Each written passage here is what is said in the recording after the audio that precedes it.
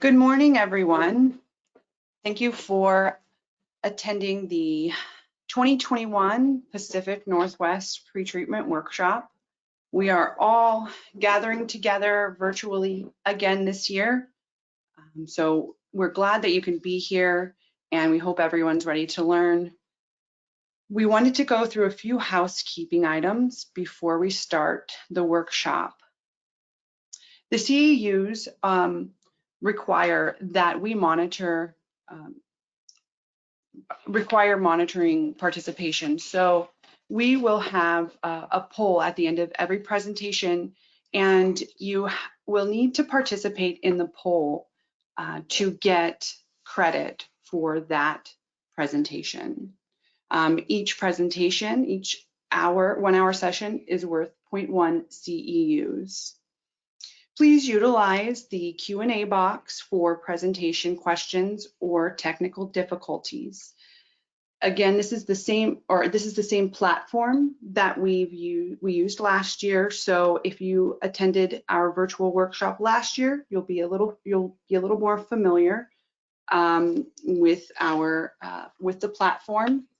If you have any questions or comments, please use either box.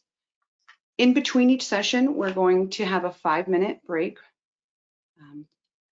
We ask that you please complete the survey at the end of our workshop because your feedback is valuable. And finally, this presentation and recorded sessions will be available after the end of the workshop on the PPRC and WSA, Western States Alliance website. So with that, we're going to go ahead and begin our day.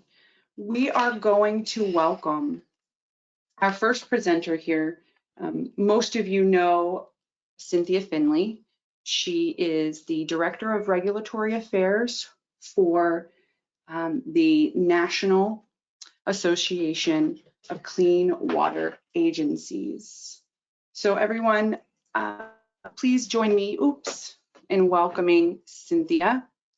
Cynthia, she enjoys spending time with her family.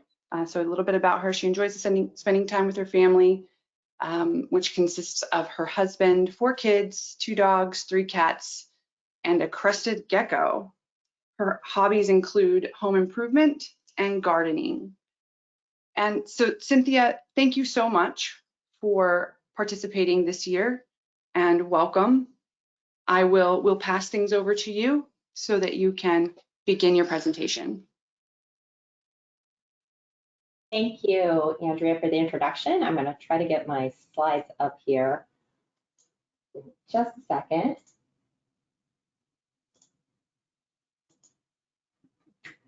Okay.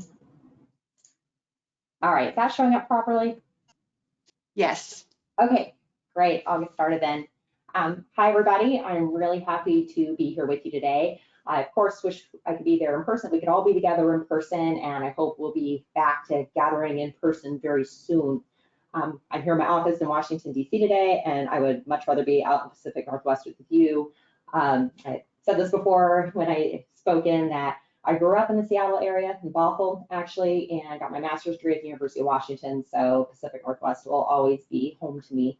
And yeah, I'd rather be there than here. If you don't know me yet, I'd like to talk just a little bit about what I do and where I work. As Andrew said, I'm at the National Association of Clean Water Agencies, NACWA. We are a trade association for wastewater utilities all over the country. I work in regulatory affairs here. We have 2 of us that are directors of regulatory affairs. We represent over 340 wastewater utilities nationwide. We have members in 49 of the 50 states. We are missing North Dakota. If anybody from North Dakota happens to be on today, we would love to have you join us so that we could have utilities in all 50 states. Our members range in size from very small, serving just a few thousand people, to the largest in the country, serving over 8 million people, which is New York City. And we advocate on behalf of our members to EPA, Congress, in court cases, other federal agencies on any regulatory, legislative, and legal issues of concern. So I don't work at a utility, obviously, but I have the honor of working with people like you from all over the country that work hard every day to protect human health and the environment. You are definitely the experts in what you do, and I rely on the expertise daily in my work here in DC. And it's really great for me to be able to see all the good work you do, even though I'm a step removed from it. Pretreatment is just one of the issues I cover at NACWA. We all sort of divide up issues that we specialize in and work together to try to cover all aspects of the issues. But pretreatment is definitely my favorite issue, and that's pretty much because of all of you. I'm always telling my colleagues here in the NACWA office that pretreatment people are the best, and they always kind of laugh about that. But then whenever they get to attend our NACWA pretreatment workshop, which is held annually in May, once they go there and meet all of the pretreatment folks, they definitely agree with me. So just wanted to mention that, how great you are, and that everybody recognizes that here at NACWA. So even though I like to brag about you, all the great work you do, how great you are as people, I think that most people outside of the wastewater community don't really understand the pretreatment program, if they've even heard of it, and don't know what you do. When I was in graduate school, I had the opportunity to go to Hong Kong for 3 months, study at a university there. And I was in geotechnical engineering at the time. That's what I got my PhD in. And in the US, whenever I see geotechnical engineering, people usually don't know what that means. They might think of geology, something like that, but they don't recognize how important geotechnical engineering is to all of our infrastructure. That without having, proper foundations, proper soils management, that none of our infrastructure could exist. But in Hong Kong, on TV, they had TV commercials for the government geotechnical division, which I thought was absolutely amazing. And everybody knew what a geotechnical engineer was, what they did, they're highly respected. And I really feel that we need to move that way in our country for wastewater and pretreatment as well. I think we got a little bit of that during the pandemic. Certainly there was a lot of emphasis on our healthcare heroes and all the great work that they do. But I think there was a little more recognition that was given to utilities. There was a lot of attention paid to the wipes issue and proper sanitation and stuff. So I think certainly in Congress we've made some strides with that over the last 18 months, and maybe a little bit with the general public as well. But I would like to echo a little bit of what I talked about last year in my presentation for the workshop. While I'm trying to advance my slide. There we go. I think pictures definitely do speak 1,000 words. And I think whenever you have the opportunity to show pictures to the public, or if you're at any type of community meeting, I encourage you to show pictures that illustrate what we don't have to deal with now because of the good work that you do. So of course, the Cuyahoga River fire is, I think, the most famous example of what happens if you're not controlling discharges to the environment. There were a series of fires on the Cuyahoga River. The most famous pictures from the 1952 fire, there you see on the left. The one that really got the ball rolling with congressional action and the Clean Water Act is the 1969 fire. It wasn't nearly as big or dramatic, but somehow that one was the one that really tipped the balance. And had this event or series of events on the Cuyahoga River lead to real environmental change in the United States. We have had such tremendous progress since that time, using the Cuyahoga River as an example. In 1969, 2 species of fish were found in the river. 2019, up to 71. That is an incredible success story. I think Cuyahoga is a really dramatic example, but I'm sure you all have some good examples in your communities too about how much improvement there's been in the environment due to the work of your utilities. I love this event too. I mean, of course, it was a disaster. Sounds strange to say that I love a disaster, but we all like to see dramatic photos, I think, of things that happened, especially this one because nobody actually died from it. So that was a good thing. Some people were injured. Thank goodness it happened early in the morning when most people were still in bed, and it happened in the streets instead of people's homes. So there weren't too many people out and about on the streets at that point. But this is, of course, the 1981 Louisville, Kentucky sewer explosion, which happened from gas being discharged into the sewer system, leading to an explosion that went throughout the city, causing millions and millions of dollars worth of damage to infrastructure. I showed this one to an intern that we had here at NACWA over the summer. Of course, she'd never heard of this. It happened long before she was born, but showing her the pictures, I mean, she was just absolutely amazed by them. And I think anybody that sees photos like this, they stick with you. There's something about seeing a photo that sticks in your head. And I think showing these examples and showing photos whenever you can of any issue is a really great thing to do. And it really drives home that we're not dealing with this now. I mean, this was 40 years ago, and I haven't heard of anything like this happening since. And it's just not something that we have to deal with now because there are so much better controls on what is discharged into the sewer system. All right, this is another slide that just has some words on it that I think are really helpful if you're ever talking about your program. This is from EPA's Introduction to the National Pretreatment Program. And they say that for both direct and indirect dischargers, the Effluent Guidelines program prevents over 700 billion pounds of toxic pollutants annually for being discharged. That is a huge number. That is absolutely amazing that such a huge amount of pollutants is kept out of our wastewater system and out of the environment. So I definitely recommend using that number and using it to show the success. And also taking credit for that success. As EPA says here, the National Pretreatment Program is the responsibility of local municipalities. So it's work that you're doing. It's not what EPA is doing. And I think that there's probably a big portion of people in this country who have heard of EPA, know of EPA, sort of know generally what they do, but they probably don't even know who their local wastewater utility is. So credit should go where credit is due, and you should definitely take credit for that, for your success. So now I'd like to talk a little bit about, well, okay, some great success in the past, doing a great job now, but sort of looking ahead to the future, where we are now and what we need to be prepared for in the future. So I got some pictures from Buffy the Vampire Slayer here. This was my favorite TV show back when I was in graduate school. I know I am dating myself. I am getting much older than I would like to admit, but I used to love this show, watched it all the time. And Buffy, I think like a lot of TV shows now, has an arc that goes through each season. You got your individual episodes, kind of individual stories in each episode, but then there's always what became known as the big bad in Buffy, where it was a half season or season long, some evil villain who was trying to take over the world or, kill Buffy or whatever. So anyway, here's 4 of them from different seasons. Spike and Drusilla being my favorite. I don't really even remember the other ones because it's been a long time. But this phrase of the big bad sort of popped into my head a few months ago when we were talking about PFAS and some other issues. Like, there's always something that comes along, and we deal with it as it comes up. It many times sort of goes away, but we never know what the next big bad is going to be. And tied in with this as well is the Clean Water Act 50th anniversary, which is coming up next year. I thought of an analogy here. Sorry if you don't appreciate all of my perhaps awkward analogies with Buffy and now with cars. So Clean Water Act from the 1970s, it was shiny and new then. It did so much. It was really great at cleaning up our environment, preventing more pollution. So there on the left, you've got your shiny new. Google tells me this is a 1970s car. I don't really know cars, so I'm trusting it.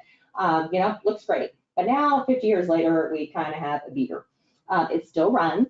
It's still getting us basically where we need to go.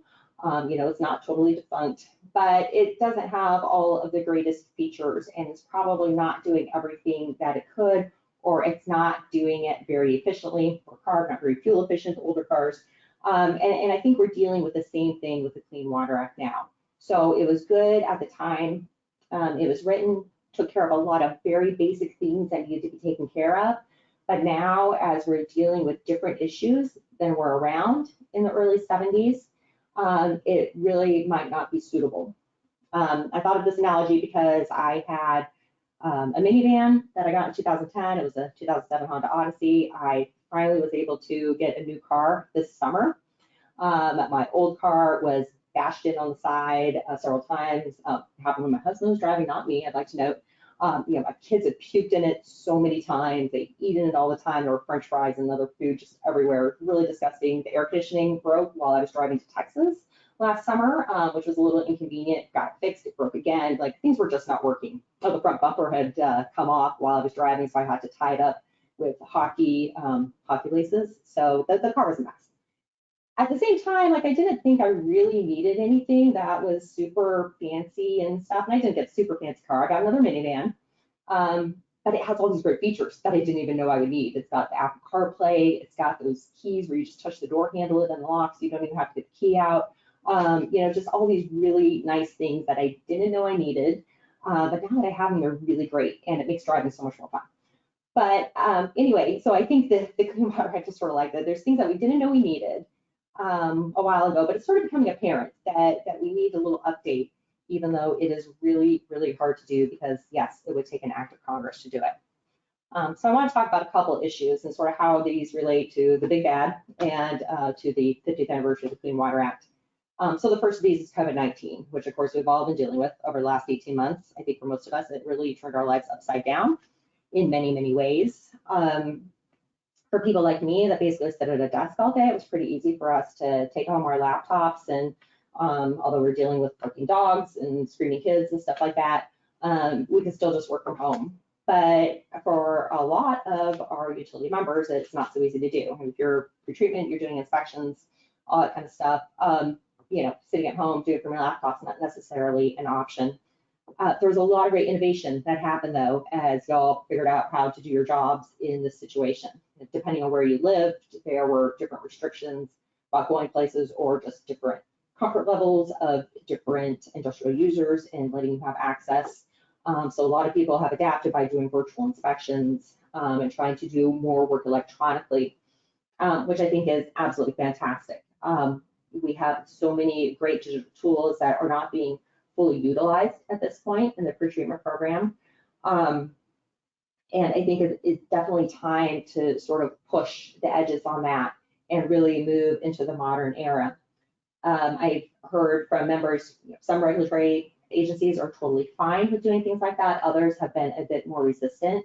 So this is a place where we need to take a look at the regulations, take a look at what's required, and see if we can push ahead and use this experience that has not been pleasant really in any way for all of us dealing with the pandemic for such a long time.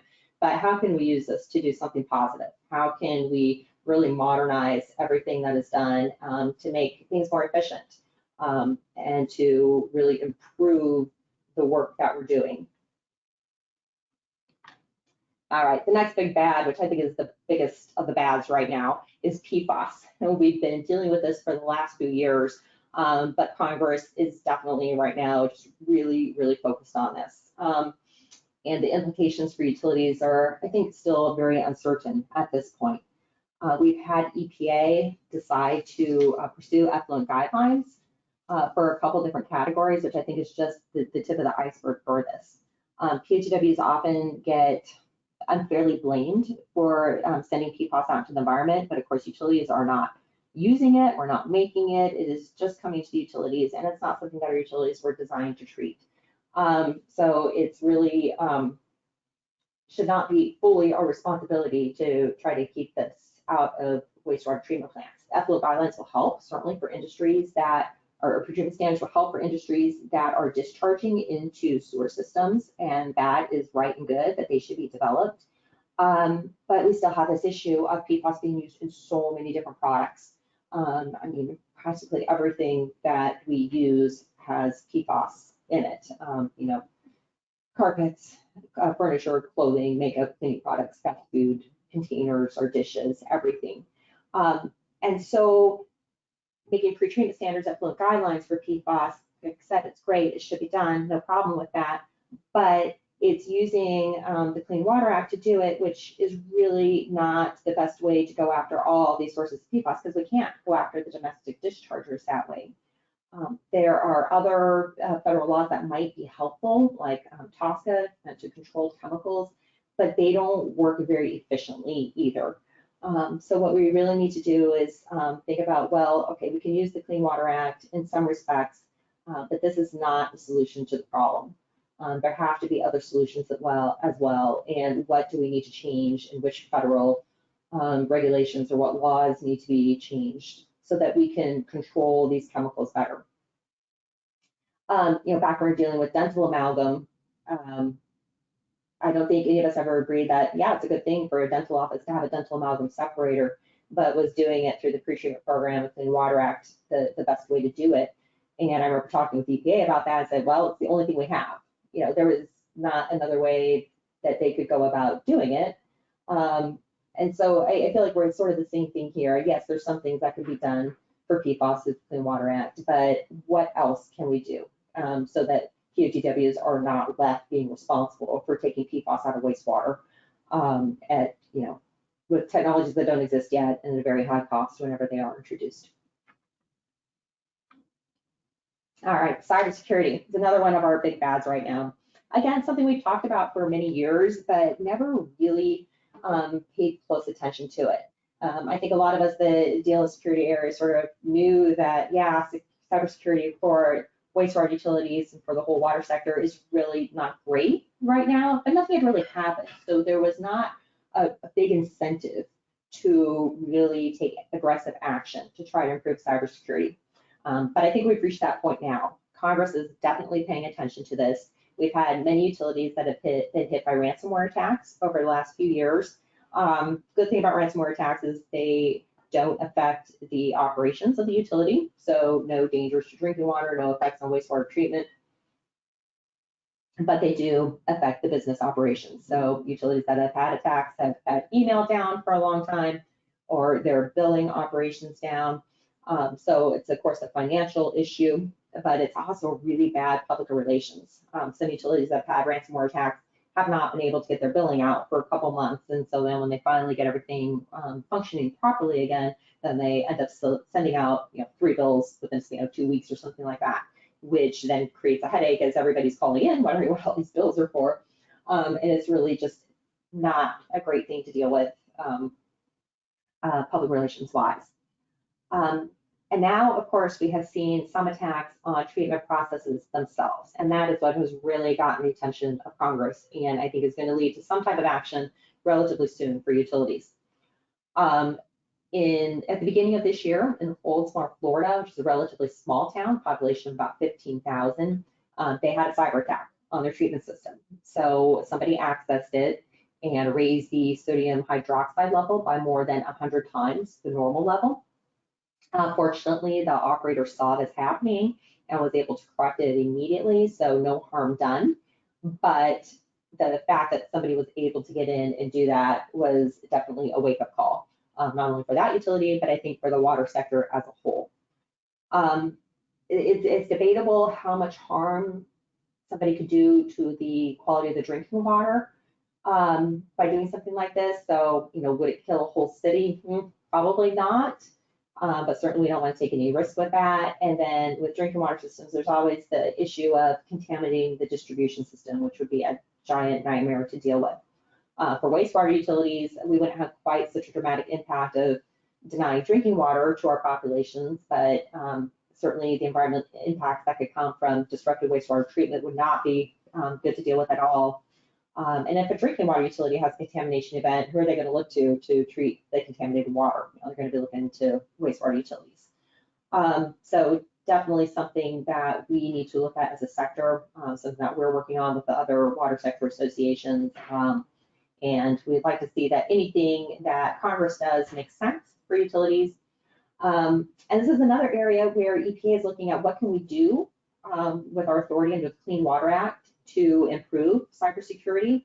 But back in the early 70s, cybersecurity was not on anybody's mind with the Clean Water Act. And I think the things that EPA is looking at right now, both the drinking water and wastewater sides, are a little bit clunky, trying to get utilities to improve their cybersecurity. So I don't have good answers on this, but it's something that we're working on, trying to figure out some type of good recommendation to improve our cybersecurity. Pretreatment specifically, like I said, if we're moving things into the digital age, it's going to become more and more important for pretreatment programs specifically to pay attention to whatever electronic systems you're using and make sure that those are secure as well. All right, my favorite topic now, wipes. Definitely a big bad that we've been dealing with for over a decade. I started working on it back in 2008, and we're at 2021, and we're still trying to get this problem solved. We have made tremendous progress, though, and I think this is one of those small silver linings of dealing with the pandemic in the last 18 months, is at the beginning of the pandemic, a lot of utilities had an increase in the amount of wipes that were being flushed into their systems. Likely due to people running out of toilet paper. Remember those toilet paper shortages from March, April of 2021, and using wipes instead. And people disinfecting more, using those disinfecting wipes and then wanting to get rid of them and flushing them down the toilet instead of putting them in the trash. So those are the two likely things that probably led to an increase in problem for some utilities. And the media really love that issue. They've always loved the issue of wipes, but I think particularly when the pandemic hit and they needed other stories, this was a great one for them to pick up. There was just this huge flood of local news stories about the problems being caused by wipes. So there were some state legislatures that were already paying attention to the wipes issue. Washington became the first state with a wipes labeling law right at the beginning of the pandemic, signed in March 2020. So that was fantastic that they led the way on that. Now we have 3 other states that have joined them: Oregon, California, so we've got the whole West Coast, and Illinois as well. We have some other states that are working on wipes laws too. But what is really great is that Congress is now paying attention to this.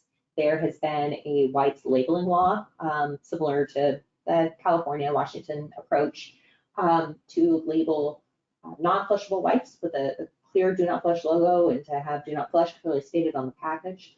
So that's a really important first step to let people know that those wipes should not be flushed down the toilet.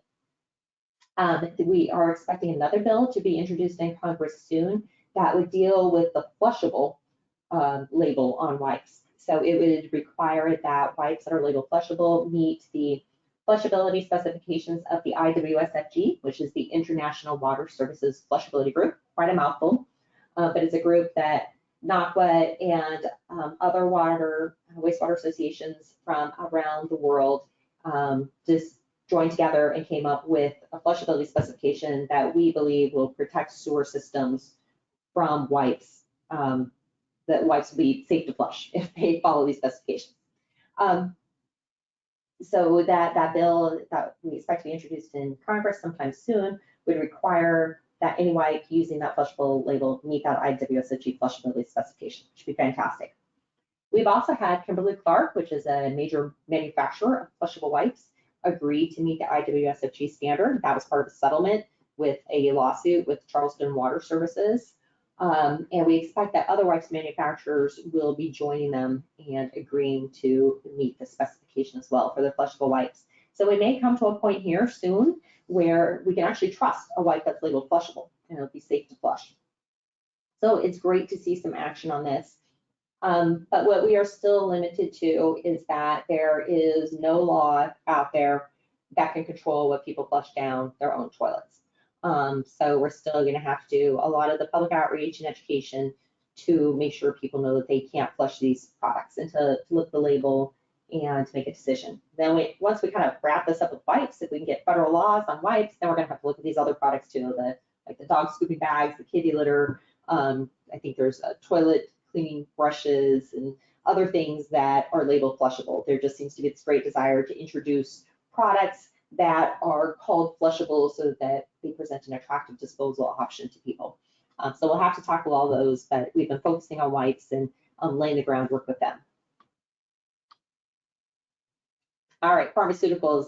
I think this is one of those previous big bads that we weren't able to quite kill. So it wasn't like Buffy stabbing it with a stake and turning to dust. It didn't go away that completely. It's still kind of around, but it's not like front and center on anybody's radar. But I do think that this one is not going to go away completely, and we need to be prepared for it to get a lot of attention again at some point, probably far into the future. But it's right now there's such attention on PFAS that I don't think any other chemicals are really going to rise to the same level of concern for a while. But I do think that at some point in the future, there will be some great attention on pharmaceuticals again, like there was about 10, 12 years ago when it was really a hot topic.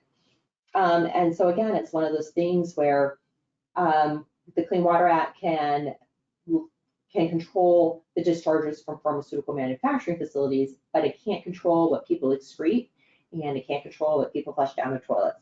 So the one thing that we can do is, same as wipes, provide that public education, ask people not to flush these things. So that's great, but then we are still dealing with the issue of what is excreted and how do we deal with that? Are there things in the medical realm that can deal with that? Or is it going to come to this point where wastewater utilities will have to have treatment systems that can take care of pharmaceuticals, which is not what most of our utilities are designed for right now. All right, so I'd like to touch on one more thing before I wrap up, and it's not a big bad, but it's a Clean Water Act issue, I think. So for many years, we have been focused on the utility of the future, and that is treating publicly owned treatment works, PNPWs, from just being there to treat wastewater and then discharge clean water into the environment. That's the basic function and always will be and always should be. But now we're becoming water resource recovery facilities. And that means that utilities can now, if they want to, produce energy from biosolids. They can reuse biosolids in beneficial ways of soil amendments or land application, can reuse water, whether it's injecting into aquifers or direct potable reuse. And all of this is possible because of the pretreatment program. If pretreatment programs didn't exist and we're still getting larger quantities of pollutants coming into the treatment plant, I don't think we could do any of these things because the emissions would be too great from any type of energy production. Nobody would want those type of biosolids put back into the environment. It would be way too hard to do reuse. So it really is possible because of pretreatment. Same time, we are running into issues with the Clean Water Act not being designed at all to consider resource recovery. So there are problems with any type of gasification or pyrolysis or burning of biosolids, whatever type of process you're going to use. There's many of them out there to generate energy from biosolids. And there are hurdles to overcome with that and regulations that biosolids don't fit neatly into. They're not a waste product. They are, or should be considered, a resource. And there's just, at this point, not a neat box that they fit into regulatorily. And it is causing problems for some utilities that would like to be very innovative and try new methods of using biosolids. Water reuse, again, was not something that was put into the Clean Water Act. It just really wasn't being done back then. And at this point, we have states that are basically overseeing this process. And I think right now that's working fine. But as water reuse becomes more common in different places across the country, we may reach this point where something else needs to be done, or EPA feels that something else needs to be done and is not satisfied with the current approach to water reuse, or Congress may decide to act. So I think that is something that we definitely need to keep in mind and be prepared for as we move forward. I think in dealing with these big issues that come up, the hardest thing is predicting what's going to come next. Some of them kind of build and build, like I think cybersecurity has. Like I said, it's one of those things we've been aware of for many years that it was sort of lacking in our sector. There were some, few small incidents here and there. So we weren't totally unprepared for it, but I think it has ramped up in such a way right now with attacks, not only in the water sector, but in other infrastructure, that we were caught a little bit off guard with how quickly we need to get to a point where we can address this and make clear recommendations to Congress and be able to have the water sector being in the driver's seat for it and figuring out what we can do rather than having Congress tell us what we need to do with cybersecurity and then not having it actually work very well for our utilities. So it's a difficult thing to do. I mean, it's looking into the future, trying to figure out what's next. But I think it's something that we definitely need to pay attention to. There hasn't been a lot of talk right now with the 50th anniversary of the Clean Water Act to talk about fixing it, if it needs to be fixed or if things need to be tweaked or added to it. It's a very, very difficult thing to do to get it changed, but it can be done. We've had that happen with integrated planning. Recently, we were able to get it codified into the Clean Water Act, but it's a long and difficult process. And so as we're dealing with all of these issues that are sort of making us realize that Clean Water Act, 50 years old, yeah, good thing, but it's getting a little rusty. We do need to start thinking about that. How can we do this? Is it something that will require a law? Is there something that EPA can do to tweak their regulations or their guidelines, if it's not official regulation, to improve the situation for all of our utilities? So that's something that we are working on here at NACWA all the time, trying to figure out the things that we need to do. And of course, we always want input from utilities because, as I said before, you're the experts. So if you have ideas on anything like that, or if you ever see issues coming up that have become a big deal for you, or you think they're going to be a big deal on the horizon, it's definitely something that we need to start thinking about. So I always invite input. All right, and with that, I think I can wrap up and take any questions if there's any questions. But I'd like to say thank you again for having me here today, and let me ramble on a little bit with some of these thoughts that I've been having over the last few months. And I hope to see you all in person again soon. Thank you so much, Cynthia. That was a great presentation, a lot of good information, and you guys are really doing a lot of work, a lot of good work, and so are all of us in the, at the treatment plants. So, so thank you again for joining us. We don't have any questions yet. I just want to remind folks to utilize the chat or questions box if you have any questions. And so I think for now, we will go ahead and, let's see, we'll go ahead and turn it over to Ken. And while he is, oh, I see some questions popping in now. Let's see. Cynthia, someone's asking if you can give us a case study or example of utility of the future.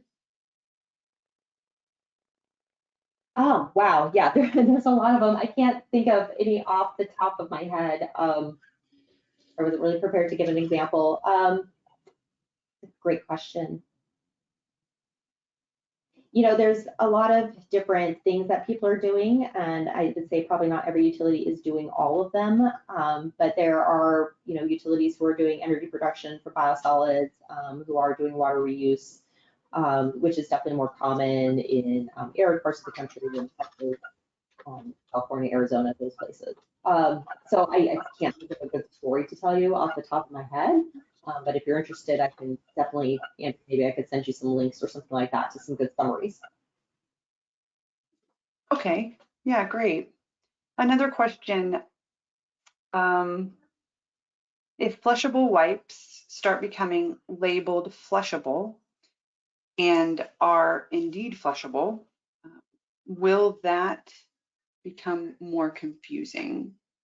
Oh, that's a great question. And yes, I do think it will become more confusing in a way. We've had this only flush the 3 Ps message that NACWA's been using and that a lot of utilities have been using over the last decade. Only flush the 3 Ps, pee, poop, and toilet paper. It's a great, simple message. People remember it. And to now have to say, yeah, only flush the 3 Ps, pee, poop, and toilet paper, and wipes that are labeled flushable, or only if they're certified to have met the specification, it is a lot more confusing. I think a lot of us would have just liked to have said, nope, there can't be any flushable wipes out there, but it's not an easy thing to do to completely ban a product like that. In fact, I say it's impossible to ban a product like that. So unfortunately, with flushable wipes, it's one of those things where cat's out of the bag. They're a product that was out there, people know it.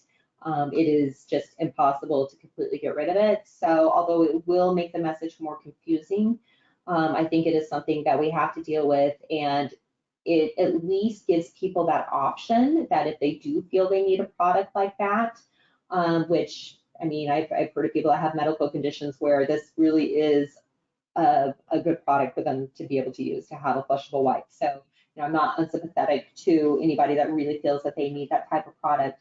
So to have something available for them, I think is a good thing. It does complicate the message, and that's something we really need to start thinking about now, actually, since Kimberly-Clark is planning on having their they're flushable wipes that are truly flushable available next year. If anybody has any thoughts on how to do that messaging, that would be great. One thing we are looking at right now is having a logo that would only be used by wipes that are certified to be flushable, that have met the flushability specifications and proven it, so they can have a safe to flush logo on their package, and it would be a recognizable logo. So then at least you could tell people, look for this logo if you want to use a wipe that's flushable. So it's more complicated, but I think there are ways we can do it. That's good insight. Thank you, Cynthia.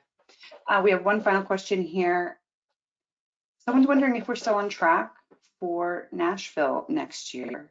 The NACWA. Great question. Yes. Yeah. Yes, we are planning on having the NACWA annual pretreatment workshop in person next year in Nashville in May. I don't have the dates handy, but yeah, it should be on the NACWA website, I think, for the dates. And yes, we are planning on having it in person, and I'm hoping that everything will be really settled down by May so that people will be comfortable traveling and that utilities will allow their pretreatment staff to come to the workshop, and we can have as close to a normal workshop as possible in person.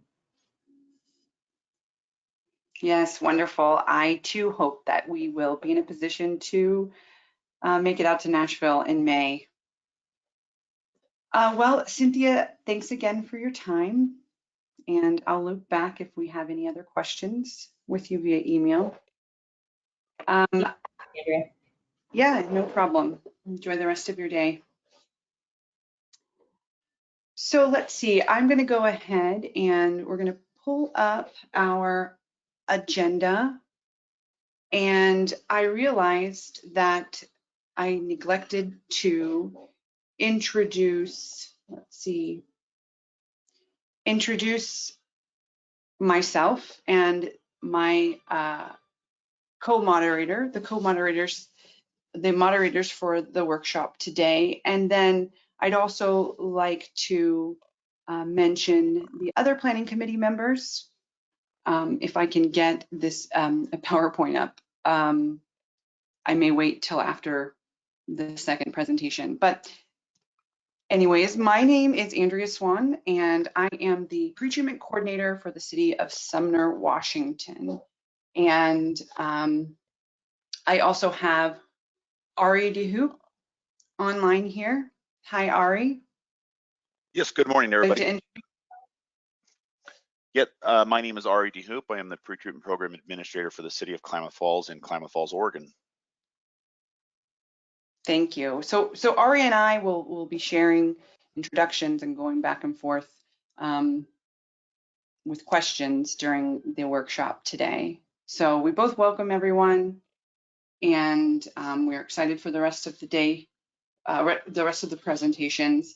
Next up, we will have, as you can see, Jan Pickrill with the US EPA joining us to give a national pretreatment program update.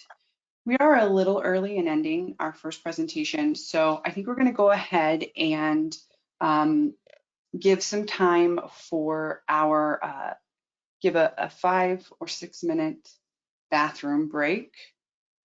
And, oh yeah. Before we do that, can we take the poll for this session? Oh, that's right. Yes, thanks for the reminder. Apologies, everyone. It's a little clunky start, but we do need to perform the poll. So Ken, would you like to go ahead and pull the poll up? I will pull that up, and I just want everybody to know there's not necessarily a right answer here, and I did these in the wee hours of the morning while the coffee was still brewing, so this is what you get.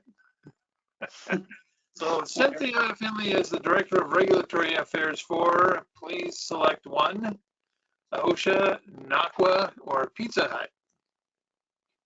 And again, this is simply to monitor attendance. Anybody that wants a CEU for this session needs to participate in the poll. So I'll give it just a few more minutes. And if you're having difficulties with the poll, if you don't see it on your screen, or if you have any questions, reach out in the chat or the questions box. So that should be it. I am going to close the poll and share the results. And it looks like most of the people do know where you work, Cynthia. I sort of expected the 2% might be a little higher, but there we go. Thank you for that. And I'll go ahead and close this out and get back to you. Wonderful. Thank you, Ken. And so I will, we're going to go ahead and take that promised break so everyone can refresh their coffee and stretch their legs. Let's go ahead and why don't you go ahead and join us back here at, well, I think we have a couple different time zones. So we're going to go ahead and come back at 5, and we'll start back up at 5 till the hour. So at 9:55 Pacific Standard Time. Okay, folks, we'll talk to you soon. Thanks.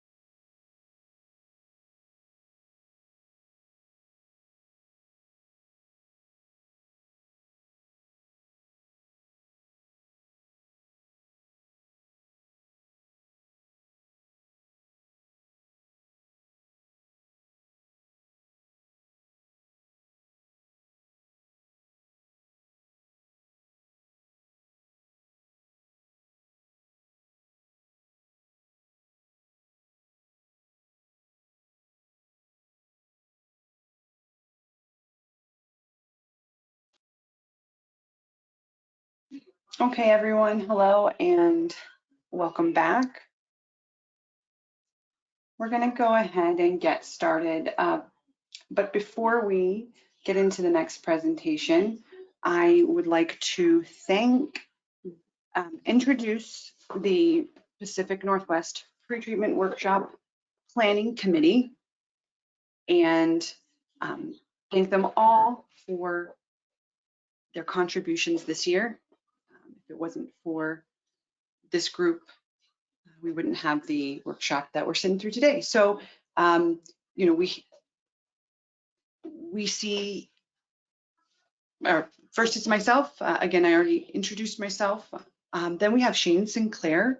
He is the environmental analyst for the city of Corvallis, Oregon. Kristen Thomas is the pretreatment coordinator for Clark Regional Wastewater District in Vancouver, Washington. Ari Dehu, who's the other moderator for today. He's out in Klamath Falls, Oregon. Tomorrow, you all will be introduced to Carissa Holmes. She's the environmental program supervisor for the city of Redmond. We have this year David Knight joining us from Olympia, Washington, our resident pretreatment guru. We've got Angela Walker. She's joining the planning committee from Brunswick, Georgia. She's the pretreatment compliance coordinator with the Brunswick-Glynn County Joint Water and Sewer Commission. We have Jamie Thompson. She's the pretreatment supervisor for the city of Yakima wastewater division in Yakima, Washington. And the folks from the Pollution Prevention Resource Center are Ed Gonzalez. He's the PPRC executive director. He's located in Seattle, Washington. We have Ken Grimm, who you've heard earlier. He's the industry outreach manager for PPRC. He's also located in Seattle. We've got Clayton Brown, which most of you know. He's been in our circles, pretreatment circles in this region for a long time. He is the Western States Alliance Program Manager for PPRC now. And apologies, Clayton, we have you listed in Washington. I know you moved, but he is out of Oregon. Then we have Patrick Bryan. He's the business manager for PPRC. He's contributed to this workshop this year, and he's located in Seattle, Washington. So thank you again for joining us today, and thank you to all of our planning committee members. I'm going to go ahead and turn it over to Ari. He will be introducing our next presenter. All right, thank you, Andrea, and good morning again, everybody. Next up, we have Jan Pickrill. Jan is the National Pretreatment Coordinator for the EPA in Washington, D.C. She coordinates a diverse set of activities involving industrial wastewater programs, including technology-based effluent guidelines and categorical standards, pretreatment, water reuse, biosolids, water security in emergency response planning, and emergency contaminants of concern, or emerging contaminants of concern. She has taught many courses in pretreatment programs across the nation, both in person and via webinar. Prior to coming to the EPA in 1997, Ms. Pickrill worked for 13 years in the Virginia Department of Environmental Quality's Northern Virginia's regional office, where she served as a pretreatment coordinator and industrial Npdes coordinators in the region's Virginia Pollutant Discharge Elimination System program. During her tenure at the VDEQ, she has also served as the chief regional geologist and has an extensive experience in land application of biosolids, groundwater, and surface water investigations and oil spill remediation efforts. Ms. Pickrill has a bachelor's degree of science in geology from the College of William and Mary and a master's degree of engineering administration is a dual concentration of construction management and environmental energy management from George Washington University. Ms. Pickrill is also a Virginia Co-op Extension Master Gardener of Sustainable Landscape Management. So, Andrea, are you going to switch over for Jan, or should I? Oh, there we go.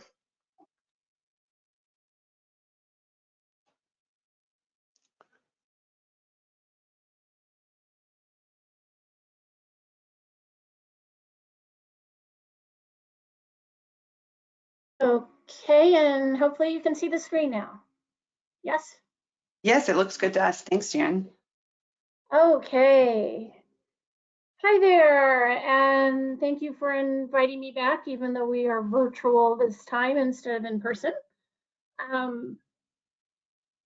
And I recently was looking at our weather reports, and seems we've had more rain here in the DC area than y'all have had in the Seattle, Portland area this year, which very much surprised different family members when I shared that to them. Because they just kept remarking back to me of how much, can't imagine how much rain you're getting, Jan. It's like, well, I'm just measuring my rain gauge. Just letting you know, whatever.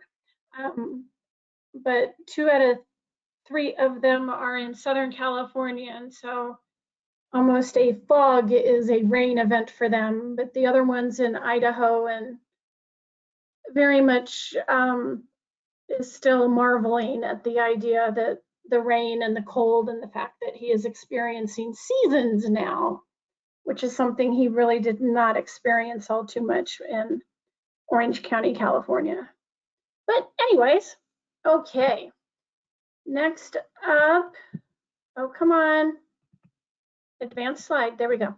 Next up, here is the agenda of stuff I'm going to be talking about. These are dominantly all Office of Wastewater Management things. And then I move a little bit into another group, which is within the Office of Water. The Effluent Guidelines group is actually a different office within Office of Water. It's the Office of Science and Technology. And then moving back to PFAS roadmap. And our Assistant Administrator of Water, Radhika Fox, is the person who is in charge of the PFAS Council for EPA. And so it's all moving around in a lot of the same circles, but a lot of coordination with a lot of moving parts.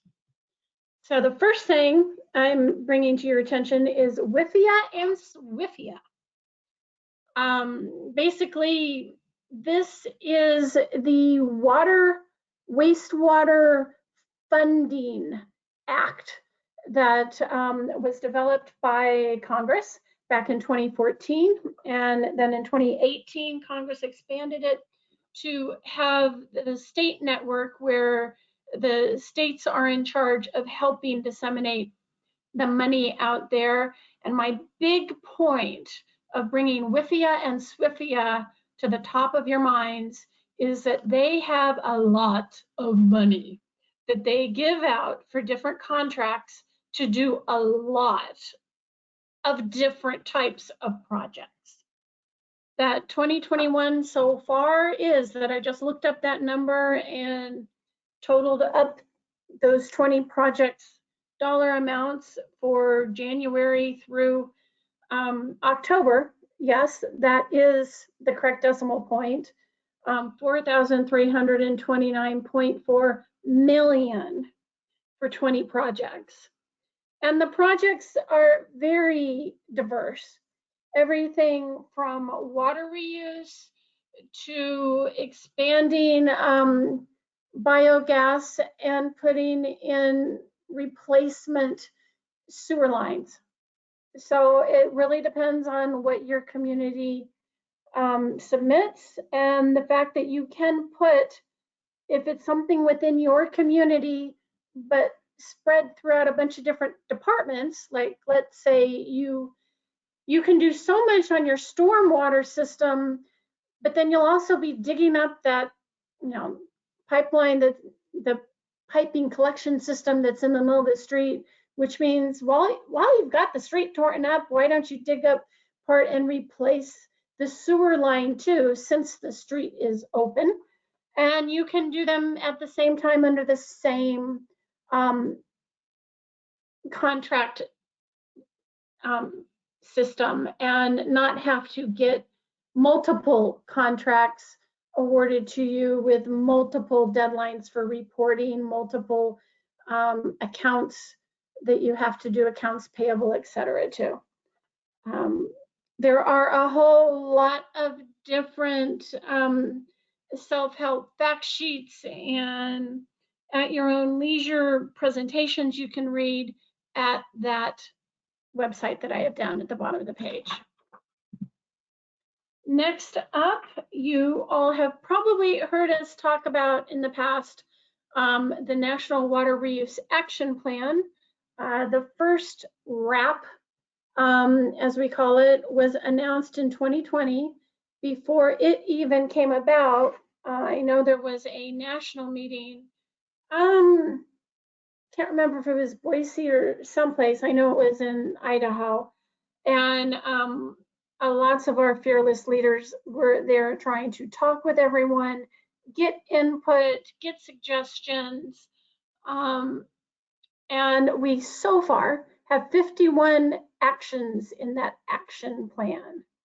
The easiest way to find out what those actions are is to go onto that online platform. And there's various columns. It's basically a spreadsheet, but on the computer internet site. And you can sort, or you could do like a search for a certain keyword. And so I put just a scattering, 5 different ones here that I thought y'all might find important for the pretreatment program.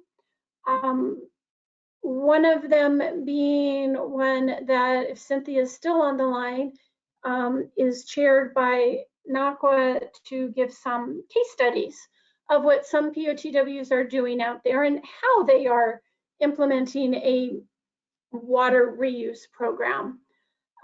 Some things we've talked about is different states and different communities sometimes use the same word, but they might have defined it with a different definition. And so sometimes you might have 2 different groups of people thinking they're talking about the same thing, and often they're talking past each other. You really got to make sure you're on the same wavelength with respect to vocabulary words. And that is one of the big projects that is under the RAP that I did not put that number down here, but there is one of them that's just trying to give a listing, give an inventory or a bibliography of all of the different state regs so that you can see how all of them are doing things differently and then find what best work for you. Many of you might remember back in 2019, there was a program under Ecfr, more typically referred to by folks as, you know, the hazardous chemical or hazardous waste folks, that basically said, here's this boatload of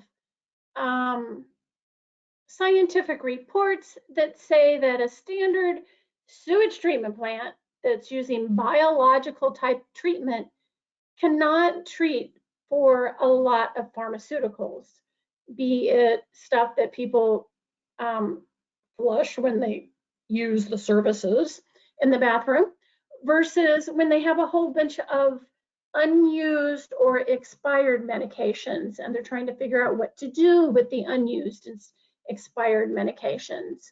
And many of you might know last week was just one of the national take back days that's usually coordinated through the local sheriff's department and actually almost daily by one of your local Walgreens, having this sort of mailbox, post office box thing that has a slot where you can put stuff in and only certain people have the access to get the stuff out. But what this rulemaking did, that's under our Ecfr rules, and I'm not going to go into a big detail about it, but it's, if you really care about knowing, it's under 40 CFR 266.500 and 555. Basically, that says that healthcare facilities, which includes hospitals, nursing homes, doctors' offices, veterinarian offices cannot legally flush their waste pharmaceuticals.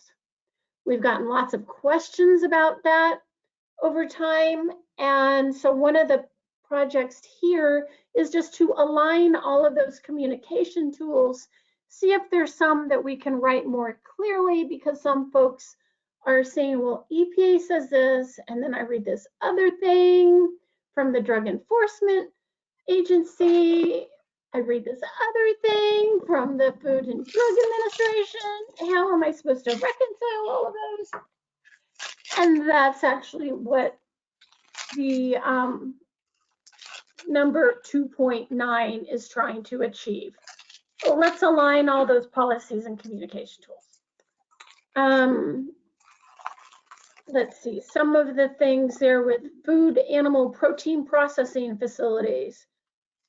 That's the fancy way of saying meat packing plants and poultry processing. And they're trying to find ways that they can reuse wastewater in their facilities so that they can be water conservation conscious, but still comply with the Food and Drug Administration and Department of Agricultural constraints on what they do, so that food that comes to us that we might buy at the grocery store is safe. And we'll be revisiting some of those topic areas in a couple more slides. 2 more water reuse projects that you may or may not be aware of. One of them is leveraging the role of pretreatment programs in One Water initiatives. And the reason I put One Water in blue right there is that our assistant administrator of water, Radhika Fox, is previously from the Water Alliance, which really was a promoter of One Water initiatives. And what that really means is, think back to when we were in elementary school and we learned the water cycle, the classic thing of water comes down from clouds in the form of rain. It lands on the surface of the earth and some soaks in, goes to groundwater, some runs down and goes into the stream, some evaporates. And then, transpiration, it goes back up into the clouds again. Basically, the whole focus that when we think of our facilities as sewage treatment plants or water treatment plants, somebody's wastewater is quite likely somebody's intake water at a water plant. Might be really, really close to the intake, one effluent, one intake. It might be miles away downstream. But we have one water that we really need to be conscious of, particularly most of the southwest of the US knows that, because of the lack of water. But even when we have a whole lot of water, we know it can still be a challenge to manage the quality of the water to ensure that we have enough to go around for the uses that we want to use it for. The second one down there, 4960, is one that is already in a draft stage. The other one at the top, 4971, they did surveys, and you might have seen a survey asking you questions of how do you view your pretreatment program. The bottom one is looking at that very idea of, in the pretreatment program, we do local limits. We assess what comes in, how our process works, so that we can achieve what we need to achieve at the end, the effluent pipe or the sludge or air emissions. And we are quite familiar with that type concept of working backwards in the calculation to then figure out what can an industry give us so that we can still achieve our compliance points at the end. The water plants have not done that all in the same manner. And so this is actually like matching that up of, dear water plant, what can you treat? at what level can you no longer treat for pollutant X? And we can maybe match up our effluent with your intake needs, the criteria that you have developed that you can treat, and see if we can make that connection there to further enhance that. What we think on the sewage plant end is our wastewater could be the intake or potable reuse at the water plant. And then we have that classic thing of, you know, the drinking water world really is not all that familiar with our wastewater world vocabulary words and how we use them and what we think is, of course we know how to do that. They may not have done the same activities using the same vocabulary words or done it in the same manner. And so we have to make sure when we're talking to everyone that we're on the same page. The last little phrase in there, it says to be determined for what is EPA's pretreatment program strategy when it comes to working water reuse into our day-to-day living. And that's in there basically so that if you have ideas of how you think you might want more information about something or a challenge that you've already encountered, please email me, let me know. We are in the process of developing our strategy, and I have some ideas, but you may have some different ones just because you have encountered something as a lessons learned. So please let me know. You can email me. And I have my email at the end of this presentation. So moving right along, one of the fresh off the presses, September 2021. And yeah, it sounds like that was a month away, Jan. Well, they just gave a webinar last week. So it's sort of fresh off the presses. But this report, notice I said it's 132 pages long. So probably don't open it up and just hit print.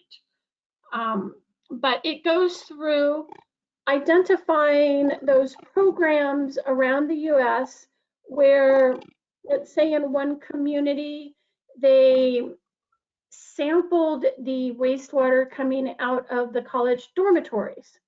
And they sort of triaged what dormitories seem to have more students that were infected with COVID versus other dormitories, and then quarantined that dormitory. And then you had another community where you had different sections of town had different sewage trunk lines, and they sampled that way. And so this study goes about showing how each of those communities did that and determined where to sample and what lessons they learned and what they might do next time. Because certainly this isn't the only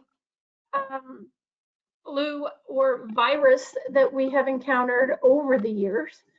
We'll be encountering more viruses, of course, because we know people right now are sort of triaging, well, do I get my flu shot the same day as my COVID booster shot? Do I need a shingles shot? Stuff like that. By the way, I do know that there is either some other noises or feedback on the line, and so I think we're supposed to encourage people to mute your line if you're not me speaking. Just an idea. Maybe other people can hear better. Okay. Page down. Come on, baby. Page down. There we go. All right. Chromier. Something people love to hate or say, oh my gosh, why does it have to be this hard? And especially because we have two different sets of rules that have the phrase electronic reporting rule in their titles. Okay, this one, Chromier, is where you, as a POTW, if you want to, it's an option, if you want to receive reports electronically, like your industry periodic reports, be it twice a year or twice a month. If you want to get that electronically, you have to do it in compliance with all of the proper electronic signatory verification and multiple validity, verifying type of regulations that are in 40 CFR Part 3, which is that part of the rule that is called the Chromier Rule. Essentially, just like when you're logging into a website or your banking site and they ask you to put in your username, put in your password, then maybe identify your firstborn child or your dog's name. Hopefully it's not something that quick and easy that other people can pick up on to do all the cybersecurity sabotage. But basically that there is a multi-factoring system to ensure that if you're getting in a periodic compliance report from an industry that's signed and certified, that signature can be traced back to the person that submits it. Because remember, when they sign it, they sign that they are doing so knowing that false information and plagiarized information, whatever, is subject to potential penalties under threat of law and everything. And so that whole signature tracking has to be done in a certain way to make sure that that person can be identified. So to that end, we have created a 8-page summary there that's specific for what POTWs need to do. It's actually a 2-part approval because the computer people do one part to say that, okay, the computer system y'all set up, yep, that looks like it is compliant, satisfies all the bells and whistles. And then they hand it over to the pretreatment folks and we review what y'all have put in your program procedures that say how you are going to implement the system. And then matching all of that up, then you finally get approval. Now, you may have heard over the years some horror stories of people that tried to create their own system, and it took them years to try to do so. On the Chromier website, and I have 2 different links here at the bottom, there is something called the Shared Chromier Services. And that's sort of like, you remember the Build an app where you have this template and it tells you to enter the name of your company here. Do you want it into like a nice rainbow swervy thing or an arc, or do you just want it 32 font size across the top, or do you have a special logo you want? And then you can tailor it to look like your city's logo and things like that. And that system already has all of that computer machinations in there and is already Chromier compliant. Yes, EPA has a system that already has a bunch of that worked out for you. You just have to supply the stuff that says, yes, there's nothing in the state regs that say that I can't have an electronic reporting system. And there's, on the website, there's a bunch of things that shows where for your state has already submitted that, so you can find it there. And then what you really have to worry about is that section of your approved pretreatment program that identifies how you're going to do things, who is going to be in charge of the help desk when people say, I have to register my name. How do I do that? Who do I call? Is your system going to be up over the weekend because we've had a power outage? Stuff like that. And who is going to do that? Which industrial users are you going to require to submit electronically? All of them? Or just a certain size or certain industry? That's the portion that your approved program procedures would need to be modified for. And then also there's a link to on the Chromier page. It lists the over-the-counter software packages that you might purchase or rent from companies that have already devised systems for you.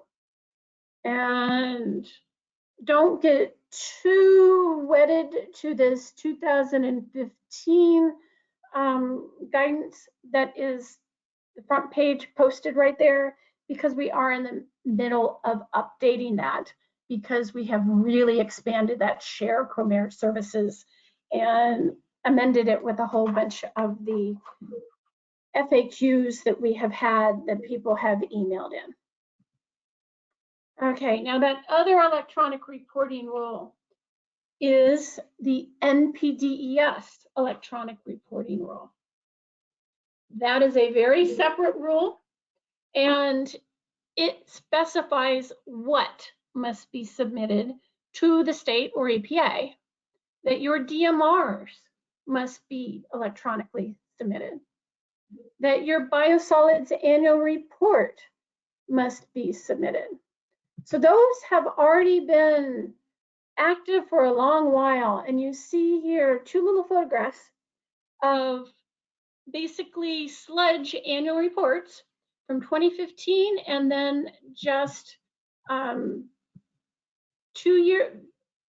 years later, where you previously saw one entire cubicle full of sludge reports. Now we are down to only that one little post office box that are still coming in on paper. The program's been that successful and really allowed a speeding up of review of the reports, and they've been tweaking the system as we go along. But to that end, we're still working on phase 2. Phase 2 is that portion which will require the pretreatment program annual reports to be electronically submitted. And so we move the compliance date out to 2025. So you can rest assured that you still have essentially 3 more years in the working. We will be having beta testers out there, and we're just not ready yet.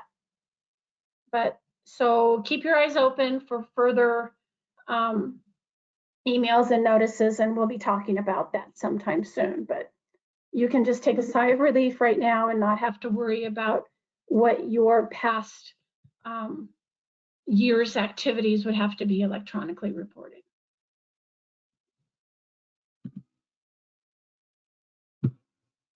Okay, Effluent Guidelines, the technology-based standards for certain industry sectors.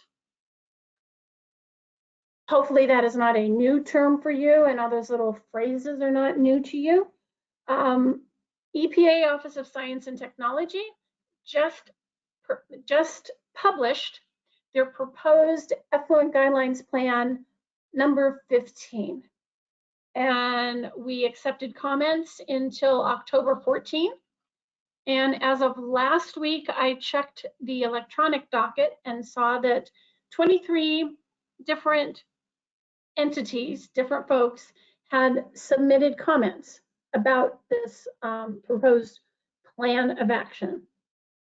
Commenters included everyone from different universities that have been doing scientific studies, to NACWA, to the group of state organizations, the ACWA, which is Association of Clean Water Agencies. Michigan, state of Michigan made comments dominantly about PFAS, yeah. And so right now that group is going through all the comments that we've received and are going through them, synthesizing them, and hopefully either by the end of the year or beginning of next year, they'll come out with the final ELG Plan 15.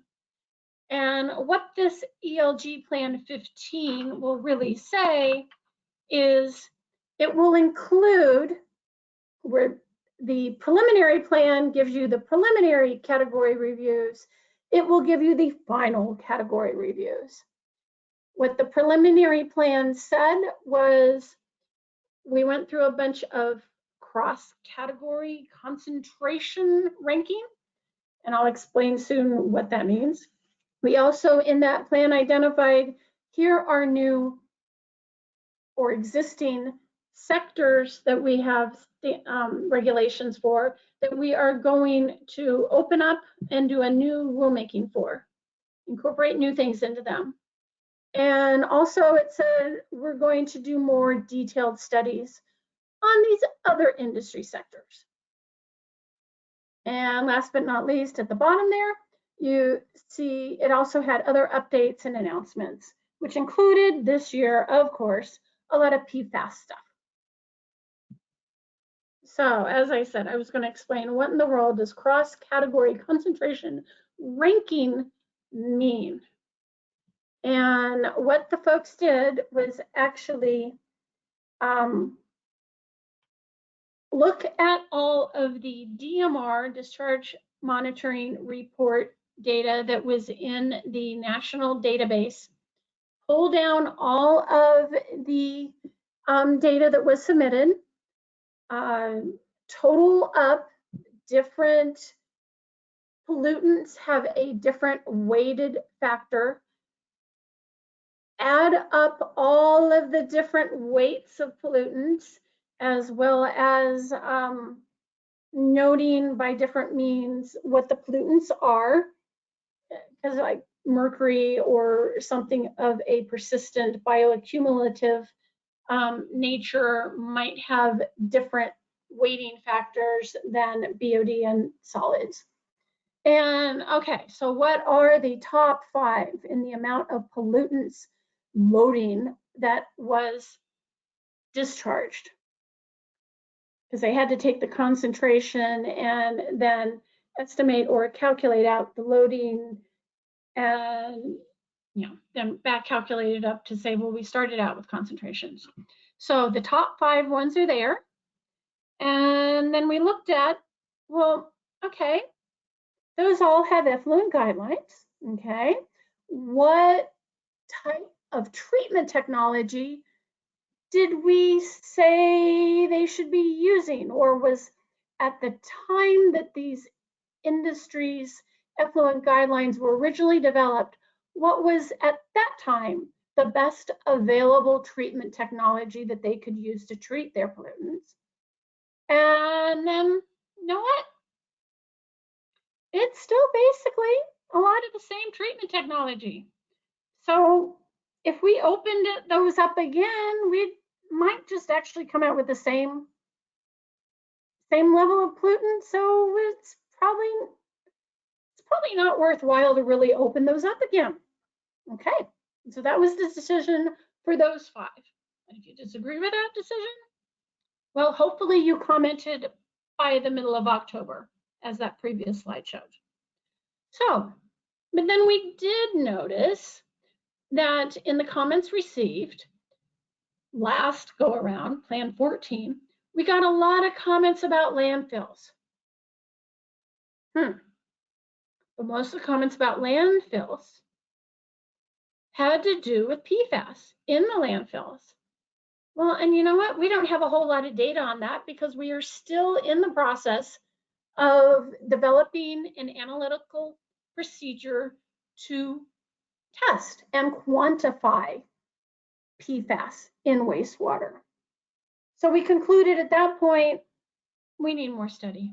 And so that was the conclusion from the preliminary category reviews. So next, we did say that we were going to open up some of the existing regulations and potentially put new standards or revise standards that are already in them. I'll kind of go from the bottom up. Steam electric. We've been doing that industry sector many, many, many times over. The first time it was written was in the 1970s, and then it kind of basically steam electric kind of stayed for a long while until 2015. And then we opened it up to do flue gas, as well as trying to answer some of those questions about all those different power plants that, you know, some did coal some part of the season, some did natural gas, some did nuclear, some did burning of old tires in order to make steam that then generated the electricity. And are they all the same? What do we do? Do we still like ash ponds? Because in those intervening years, we had a bunch of ash pond failures. And so we put out some regs, and we had a bunch of court suits, and some of the court suits were delayed while we were trying to modify the regulation again in 2020. And then, okay, so that 2020 addressed some of the things that the courts did not like with respect to the 2015 decisions, but then there were still some decisions that courts did not like remaining in the regs, and so more legal challenges again. So yes, we're still working on steam electric. One was just recently announced that we would be doing that again this summer, and so expect to see the proposed rule next summer, next fall. Now, meat and poultry. Meat and poultry actually came up because I'm going to talk to you about it on the next slide. So there you go. So hold that thought. Metal finishing, chromium operations, organic chemical plastics, those are top two are all OCPSF stuff. So hold that thought. We're going to the next slide. All right, detailed studies. Last go around, the 2014 plan. We did a study of electrical and electronic components. Most people refer to that as semiconductor. Yep, you identified that correctly. Well, because we sit there and over the years, that regulation was first written in 1982. And in 1982, we still kind of talked about that computer being virtually a building that included all of these servers. In 82, we really still didn't have PCs on our desk, much less one on our wrist. So the industry has changed a lot, hasn't it? What chemicals are they using? Has that changed? Well, if you Googled that a few years ago and Googled semiconductor, what's one of the pollutants that you might have come up with just in your Google search? It was literally linked. Semiconductor PFAS. We still don't have a PFAS analytical method approved yet. So that was basically decided we need to do some more studies. We had actually done a few studies to try and identify how manufacturing or chemicals used have changed. But then part of that really meant we need more studies because of the world of PFAS. Meat and poultry products, we started studying based on the Effluent Guideline 14 and discovered they are really, really, really high in phosphorus and nitrogen compared to all other of the effluent categories out there. And for those that are direct dischargers, because of course that's all that we have in our national database, they are still, as you see by some of these statistics there, really high and over, see that second to last bullet, over 40% are discharging to rivers that are impaired for algal growth, ammonia, and nutrients. So gee, these industries, the meat and poultry products processing, are discharging a whole lot of nutrient loading, and guess what? The receiving streams are all heavily impaired for nutrients. We also discovered that a lot of those that we identified as discharging to POTWs most of the POTWs that are receiving this did not have pollutant limits for nutrients and phosphorus limits. And so we were trying to get more data on them. And yes, because of nutrients already being an issue, we are going to be, as that previous slide showed, developing new standards for meat and poultry products. Last but not least, on this detailed study slide, we have oil and gas extraction. Now, the big thing on them was the issue at the time of produced waters, because produced waters from oil and gas drilling for the old, what other folks will refer to as fracking wastewaters, extremely high salts, and to the point that it would totally just short circuit a POTW. And we're not talking like, sodium or chlorides or just metal salts that might be in the 100 parts per million. We're talking in like the 100,000 parts per million. And so they needed a whole lot more treatment if it was ever going to go to a POTW. Literally, there was a location in Western Pennsylvania that one of the rivers had a saltwater algae bloom due to the sodium that was coming through the POTW, thanks to a truck that brought its fracking fluid from a nearby location. But a salt water in the western part of Pennsylvania, yeah, should not have been there. But basically telling you it passed right through that sewage plant. But when we were going through that, we discovered most folks ended up requiring a centralized waste treatment facility to take it. And how do we deal with all of that? And so we basically stopped doing a no rulemaking because we discovered that the existing rule does have flexibility to deal with all of that. And if you need more help about that and more questions, I have the names of the folks that you can contact to get more of that information. Okay, now the Effluent Guideline Preliminary Plan 15 also had listed that we are putting out the preliminary report of a multi-industry PFAS study. First off, it was which industry is manufacturing PFAS. And we have an existing sector with effluent guidelines. We quickly refer to that as OCPSF, organic, chemical, plastic, synthetic fibers manufacturing. And in the spring, we had already published that we're going to do a proposed rulemaking. If you got any more data than what we've already compiled, here's the website to go find that data that we compiled. Will tell us that other information that you might have on it. But we're going forward already with doing that study. We also determined that, yes, the metal finishers are using a lot of PFAS. And where are they using this PFAS?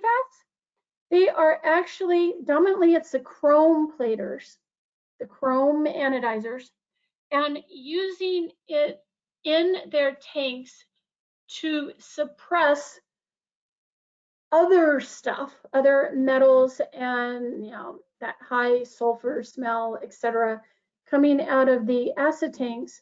They're using PFAS to control their air emissions.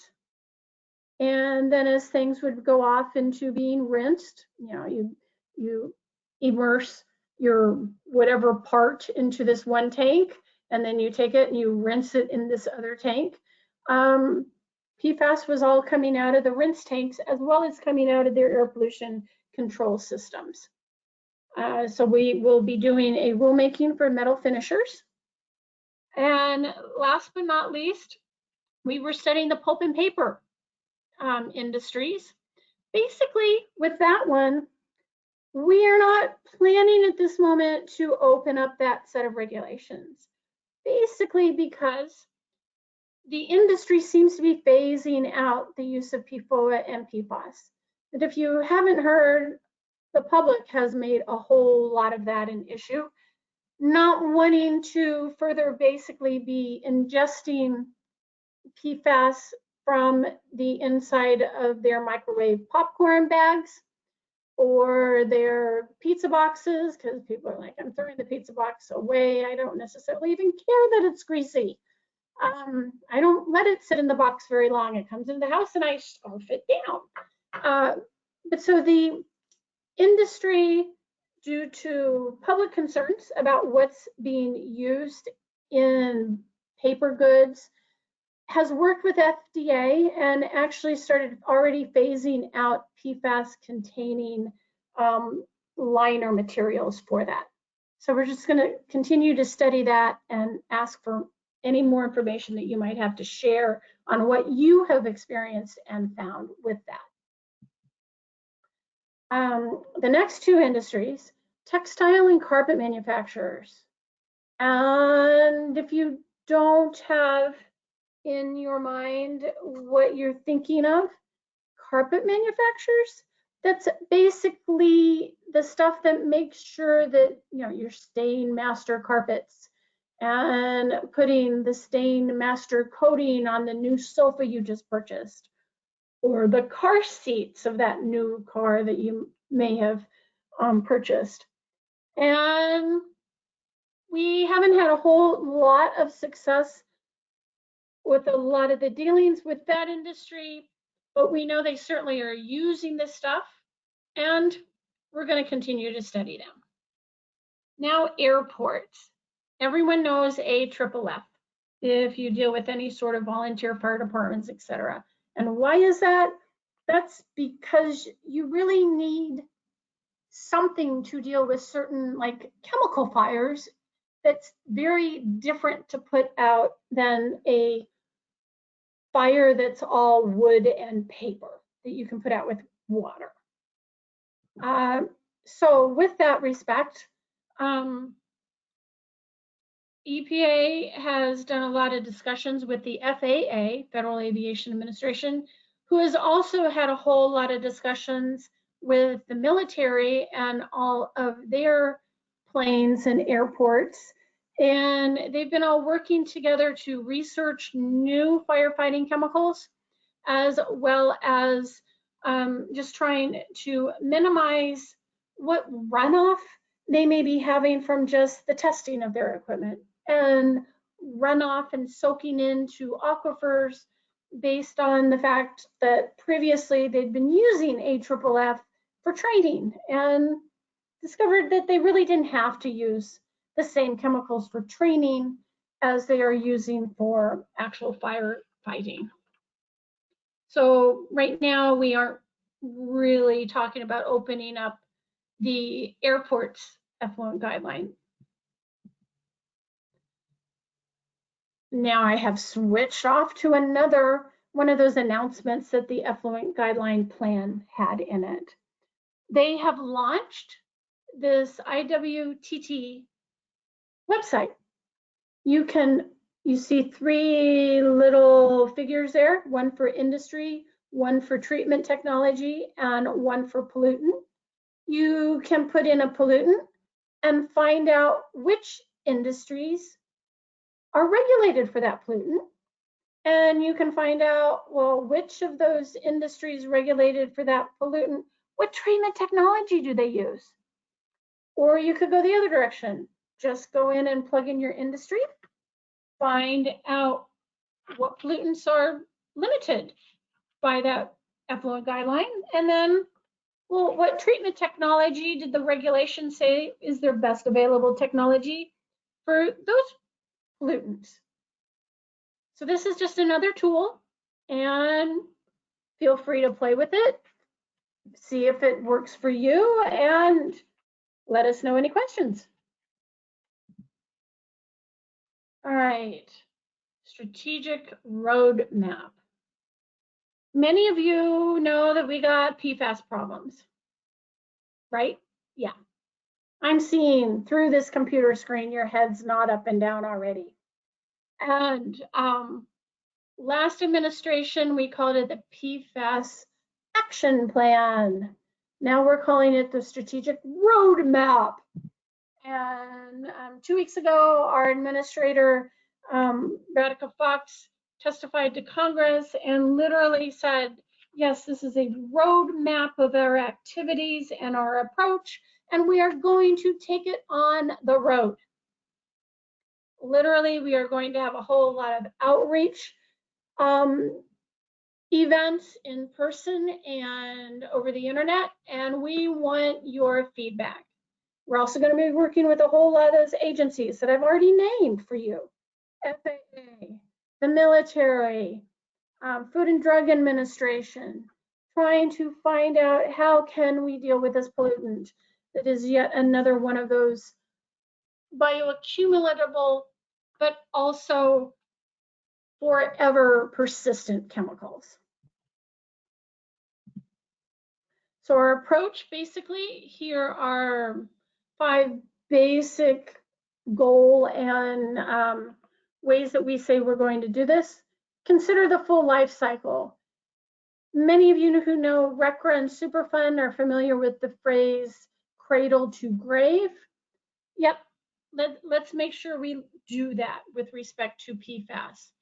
That we are recognizing there's multiple exposure pathways, because not only do we have the manufacturer, the organic chemical plastics and synthetic fibers company, but they are putting it onto consumer goods, our popcorn microwave bags, but also our sofa.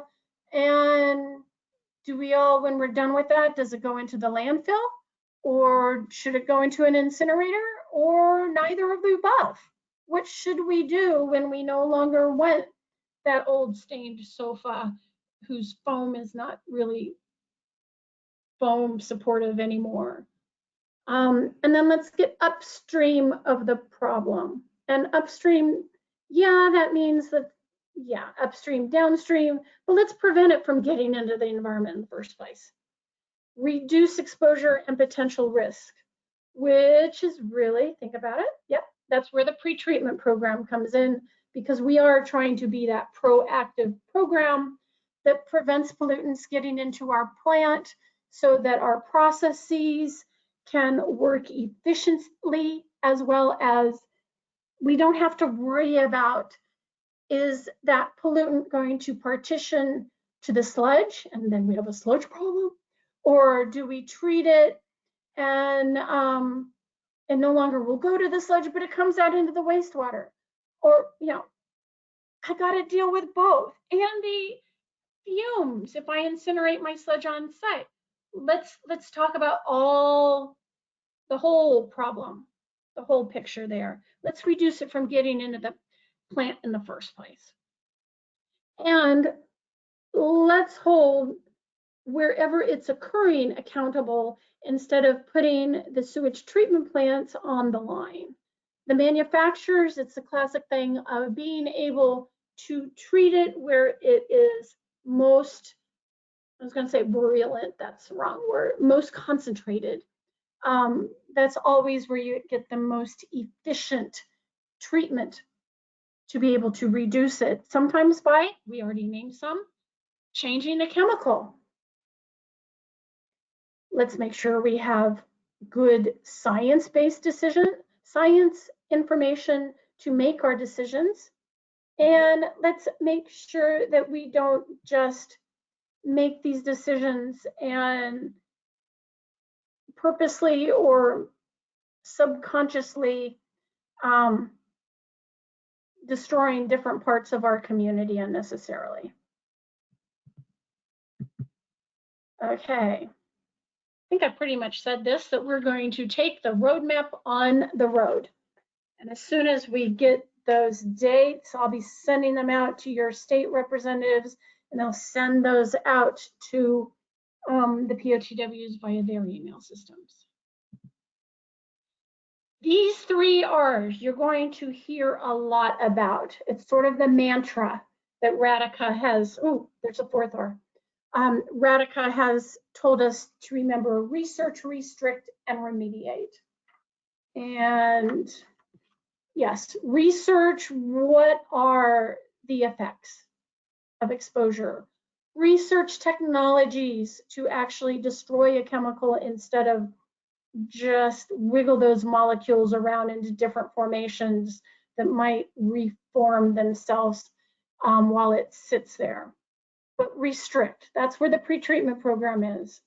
Proactively, let's prevent it from exposing us and exposing the earth to chemicals that we can't remove and that do cause harm to us and the environment.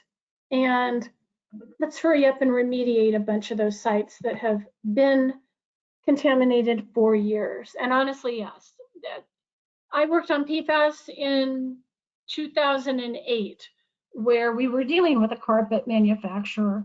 And at the point when they were getting PFAS in the landfill leachate coming back to the POTW, and they're like, well, I'm no longer going to accept any more carpet anymore.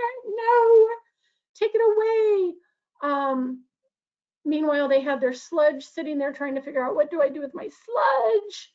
And they discovered that when they would go out there and take samples of the sludge, the type of PFAS changed over time. It was where I said earlier, those different, the molecular structure in the chemicals did change over time. Sometimes, unfortunately, going back to that which was even more toxic than what they had initially sprayed or treated the carpet with. Okay, so what is EPA doing? There is a 26-page strategic roadmap that if there is something that I think you might want to print out, it would be this. And it's also it's easier to follow the strategic roadmap than our website, frankly. The roadmap actually identifies those 3 R's.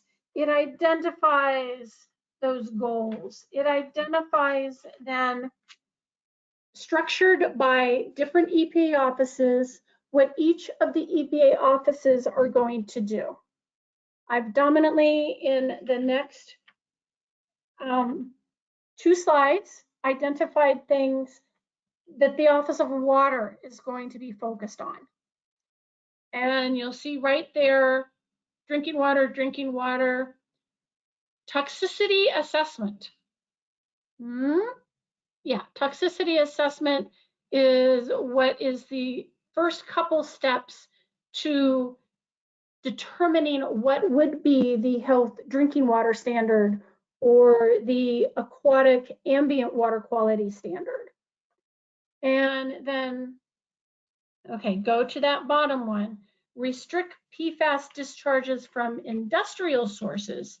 So that's your direct discharge industries that have Npdes permits themselves. And then up at the top in blue, this one's the pretreatment one of leverage Npdes permitting to reduce PFAS to waterways through the pretreatment program. And that one is basically where we're talking about, you already know in your pretreatment program, you should know what pollutants are coming into you and which industries are giving you which pollutants. So yes, go out and make sure you know where these pollutants are coming from. Find out how they're dealing with them. Find out if they have spill protection or if they're washing it down their drain, stuff like that. Analytical method, we have some that are proposed already. We have some that already exist for drinking water, but the test for ambient water has only really been validated through one laboratory. And so we're working with the Department of Defense to test out more laboratories so that we really have it being able, the procedures able to be followed by multiple laboratories, so that if you just require someone to take their wastewater samples, go get it tested, we don't have to worry about, well, which laboratory did you use? We can actually compare between different laboratories because we will know that they are all using the same method and the same level of quality control, and that the tests can be replicated with, let's say, a spare gallon of your wastewater and come up with nearly the same exact result. So hopefully, we're hoping that will come out soon. That's already been proposed and is on our website. Then you see there at the bottom, we have completed the risk assessment for PFOA and PFAS in biosolids, and they're determining whether or not we might have to get a new regulatory limit in the 503 regs. They're going through that process. And you see, that's not going to be finished next year. It'd be the year following it, no matter what our decision is. Okay, some of the other EPA offices that are doing stuff. Office of Chemical Safety and Pollution Prevention, that's the folks that do the TRI, Toxic Release Inventory. And that's a tool that y'all can use to do a search to find out if an industry is using some of this stuff.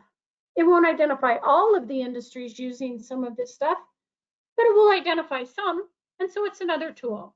Hey, use what you got available to you. Office of Land and Emergency Management, that's the office in EPA that does emergency response and Superfund stuff. They actually have created with and for DOD, Department of Defense, a document that identifies how should we get rid of this stuff. And it has a hierarchy of disposal or destruction. And we went out for comments on it. We got over 5,000 comments at the beginning of this spring. And we went through the 5,000 comments worth. And basically by next summer, that's it's the bottom one there. It looks like it's kind of like hidden by that little flower petal thing. We'll be putting out a new destruction and disposal document that basically is giving you what is the current state of the science of how to destroy the contaminated products. So that's the question, do I put it in a landfill? Do I put it in an incinerator? But that might be something that you should keep your eye on because you'll learn the latest state of the science. And believe it or not, that's, wait a minute. The next one, yeah, these are other programs doing more things. Basically, oh, there you go. Analytical methods, that very first one. Total PFAS analytical method. They're developing a total PFAS method to see if that will work like a screening surrogate type of sampling method. And now I'll say, last but not least, they have in the roadmap a list of tools and links where you can find a bunch of that stuff. And that then brings me to the end of what I have available for you for today. And if you have any questions, please feel free to call me or my teammates at EPA headquarters, Rebecca and Maggie. Thank you, Jan. That was great. We do have one question right now, is where can I find the list of 63 unique pollutants and 17 metals found in the meat and poultry product study? In the, I'm going to say in the docket of the Effluent Guidelines. How about if I find the actual link and put that in the chat box? You should be able to go to the, what do I call it? The Effluent Guidelines website, which is epa.gov/EG, Effluent Guideline. And then there should be a box on that page that says Effluent Guidelines. You have to go through a couple of steps. but I have actually opened it and downloaded it a couple times, so it might be easy for me to find it and send you all the link. Okay, That's okay with y'all. that would be fine. You can just put that up in the questions box or the chat box, and actually I can assign that to you. But if you do it in the general questions box, then everybody, if there's somebody else other than the person who asked a question interested in it, then everybody can have access to it. So, but hey, thank you so much. We really appreciate your presentation and your spending your time with us. You've been very good as far as supporting the pretreatment programs throughout the North America, and I've learned a lot from you in the past during my several years of pretreatment history. So, Okay, thanks. hey, and Andrea, I will turn it back over to you. So while it's going back to Andrea, why don't we take the poll here? And I will launch that for folks. So again, just to participate in this, if you want the CEUs, and you have 45 seconds, go.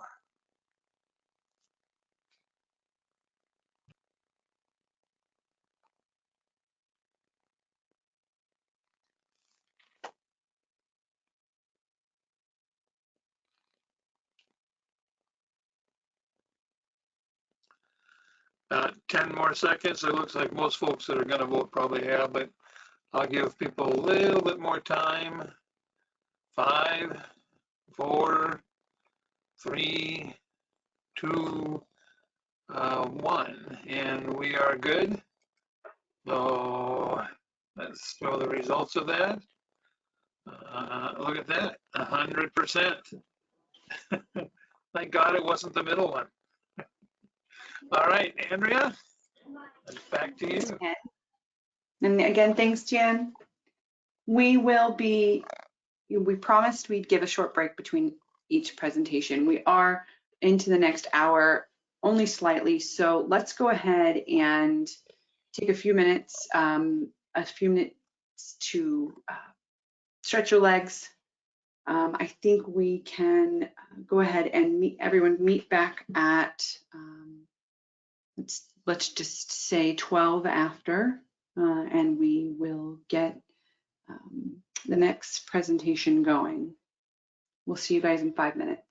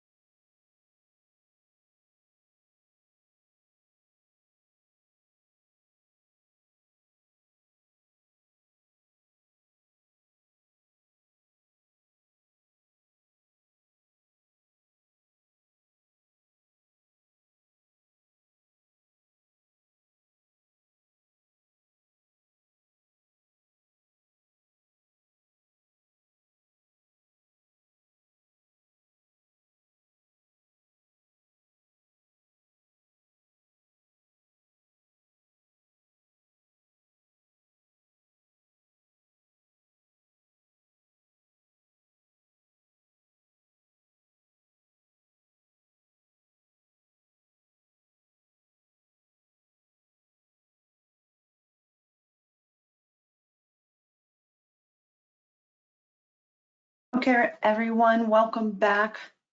We are halfway through the first day of our 2021 virtual Pacific Northwest Pretreatment Workshop. We're going to go ahead and jump into our next presentation. So join me in welcoming Al Garcia. He is he's with the U.S. Environmental Protection Agency. He is the pretreatment coordinator for Region 8. Al, welcome. A little bit about yourself. I see here on the bio is that you graduated from the University of Northern Colorado. Sounds like you've been in the area for a while. And your interest in hobbies, you've listed are music, mountain biking, snowboarding, and other sports and life activities where you crash hard. It sounds like you're in the right region, you're in the right area for those kind of hobbies. So again, welcome, and thank you so much for sharing your time with us again this year. You are always so generous with your time and your knowledge. So I'll hand over the screen to you, and we will allow you to share your presentation. Hey, thanks, Andrea. I appreciate it. I'm just waiting for there it is, show my screen. Okay, can you let me know if you can see my screen? We do, but it's not the presentation. It is your PowerPoint. You might need to switch screens. I only have one screen. So what do you see? Okay. You haven't clicked, the little presentation icon. Yeah. I'm going to go back and forth between the ELGs and the ECFR and then come back to my presentation. So I don't know what you see. So thank you very much for having me. I was like coming out to Region 10. It's always one of my favorite regional conferences, with the exception of Region 8, of course, to come in and provide presentations. I don't think of myself as a pretreatment guru or pretreatment expert by any means. For those of you that don't know me, I started off at a local pretreatment program and gathered a lot of my experience through that.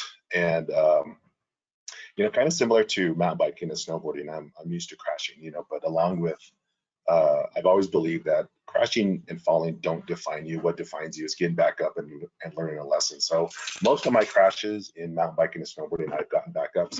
Some, by evidence of my helmets that have been cracked, I haven't, but that's okay. It's just a matter of life lessons, I guess, along the way. So along with the local pretreatment program experience, I have experience here at EPA for 11 years now. And, I definitely enjoy working at EPA, but really, as I always say, my soul is at a local pretreatment program. That's where a lot of my career lessons were learned. I learned a lot of things, at that local pretreatment program: how to sample, how to inspect, how to write a permit, how to enforce. And I try to bring that perspective over to any presentation that I give and any audits that I provide. So I've been given a lot of presentations this year, and just going from one platform to another is always a challenge. So please let me know if you can't see my screen or if I'm talking based to what you actually see on my screen, and we'll fix that, as quickly as possible. So just a couple things, just from the previous presentations, I always enjoy going after Cynthia and Jan because it gives me some perspective on what to talk about. So I definitely miss on-site conferences. One of my memories of the Region A conference was when Cynthia came out to the conference, talked about a variety of topics and included wipes, and actually passed around a shitten. For those of you that don't know, that's a wiping glove, and she passed it around, as a handout. And it may have come back slightly used, but that was one of my memories of the Region A conference. It's always fun to be able to see this new product that they have. It's incredible what they have.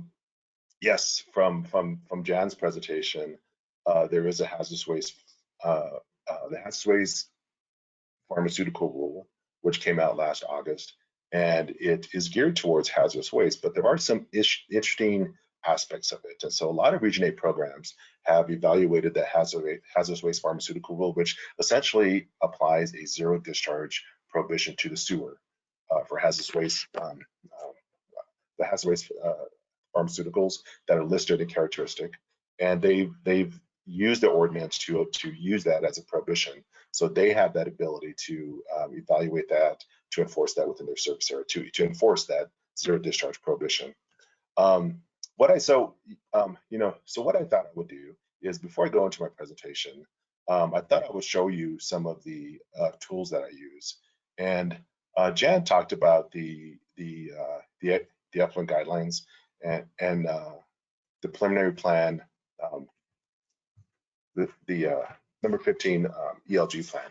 So I wanted to show you just this website where you can go in and you can look at some of those pollutants for meat and poultry, and you can determine what are some of the development documents and proposals that are happening. So here is the Effluent Guidelines, and as Jen mentioned, it's epa.gov and EG after the backslash. So this will get you into the preliminary plan, and there's a bunch of information that she had talked about for metal finishing, for the meat and poultry. You can go into meat and poultry, and it talks about the facilities that are covered, what's the current rulemaking, and it provides you information that you can use to evaluate what sort of comments do you want to provide, for this rulemaking. So, for those of you that are interested, it's really a good tool for you to be able to look at upcoming rulemaking and determine what sort of comments that you have. I'm on the work group for meat and poultry. I'm on the work group for the PFAS, OCPSF. And so, your EPA regional coordinators and your state coordinators are also some conduits that you can use to determine, how can you provide comments and any type of discussion you have for these proposed rulemakings. So another aspect of this is that you can go into the different,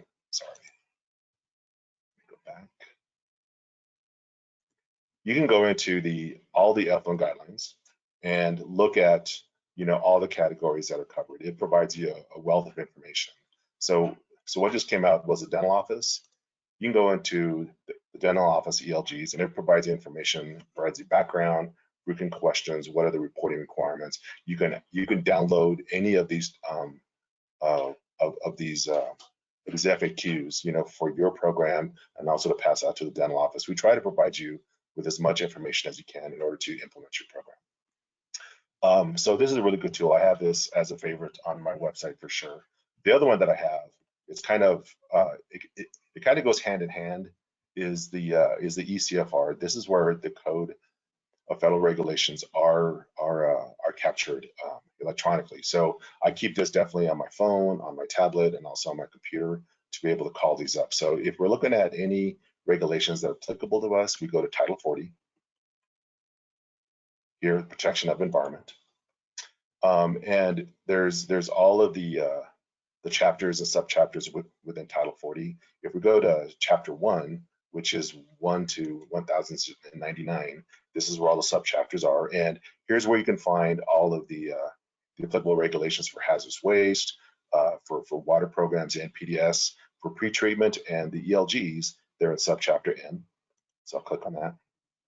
And in 403, here is where the general pretreatment regulations are in. So for those of you that are new, I have read the pretreatment regulations many times. When I first started in pretreatment at a local program, when I gathered experience doing inspections and permitting, every time I read these sections, I get a different perspective based on my experience. So I definitely recommend that, not only in addition to your ordinance, you understand and look at some of these sections within the pretreatment regulations. So for 403.8, this is where the required elements of the pretreatment program are. And I can talk about this on a slideshow, but at 403.8 is the implementation requirements. 403.12 are the reporting requirements, not only for your wastewater treatment plant, but also for the industrial user. So the baseline monitoring requirements are in here in 403.12b. There's the 90-day compliance reports and compliance schedules. There's a variety of tools in here. We can also go back and look at for example, the metal finishing regulations. And here's where the regulations are for metal finishing, applicability and the pretreatment standards and everything that you need for that. One thing that I always let people know is that BPT and BAT are Npdes direct discharge requirements. For pretreatment, we deal with existing sources, PSES and PSNS, which is just 433.17. So these are the only pretreatment standards that are applicable to indirect dischargers. So if you find any ELG, for example, I think hospitals and some other ones that don't have PSNS or PSES, there are no categorical pretreatment standards. Okay, so I just want to make sure that that's very clear for people, because that's what I see a lot of times during conversations with programs. So just wanted to show you those tools, and I have that on my slide. So I'll go into my slideshow now. And I have those as the second slide on there, and I'll provide this to Andrea for her to post on there. So these are the two websites that I covered: the ECFR and the EPA.gov Effluent Guidelines website.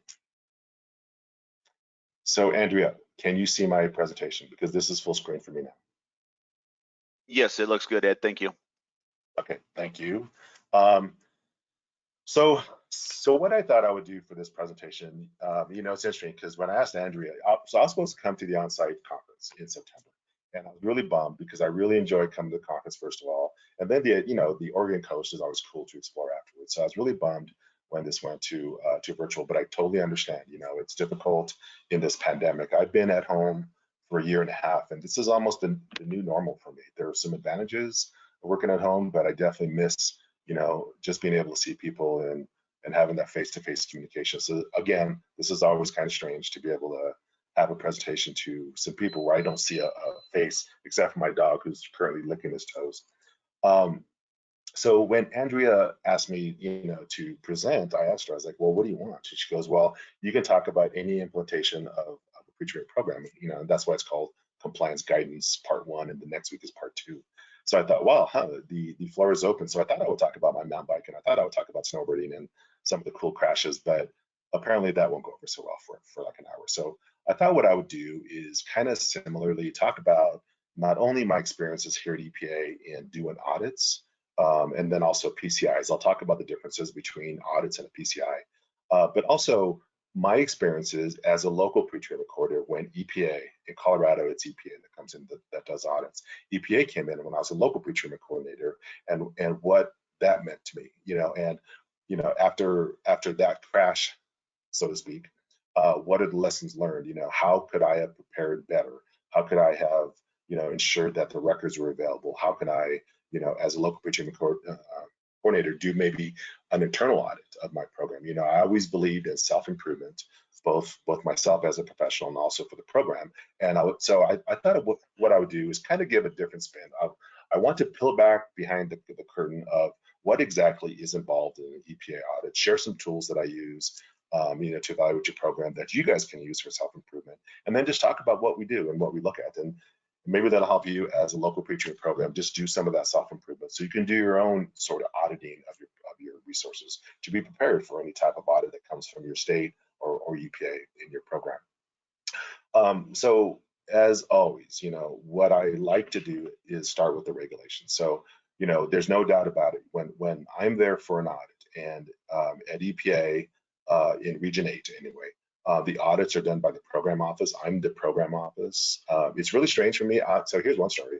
It's really strange for me to come to EPA. When I was a local pretreatment coordinator, I did the vertical management of a permit. I did sampling, I did inspections, I did permitting, I did compliance evaluation, and then I did enforcement, whatever was necessary. Come to EPA, now I'm in programs where I don't do enforcement. So it's really strange for me to kind of have that enforcement part cleaved from my primary responsibilities. So in Region 8, what we try to do is make sure that we're as collaborative as a local pretreatment program is, because I believe in local programs. I believe in your ability to be successful. So that's what we try to mimic at EPA Region 8. So the enforcement group does the PCIs, the performance compliance inspections, and I do the audits. What's the difference? I do the legal authority, your ordinance and your local limits and your enforcement response plan and your permit template and your implementation of all that. So pretreatment records, inspections, the PCI, they do everything except for the legal framework.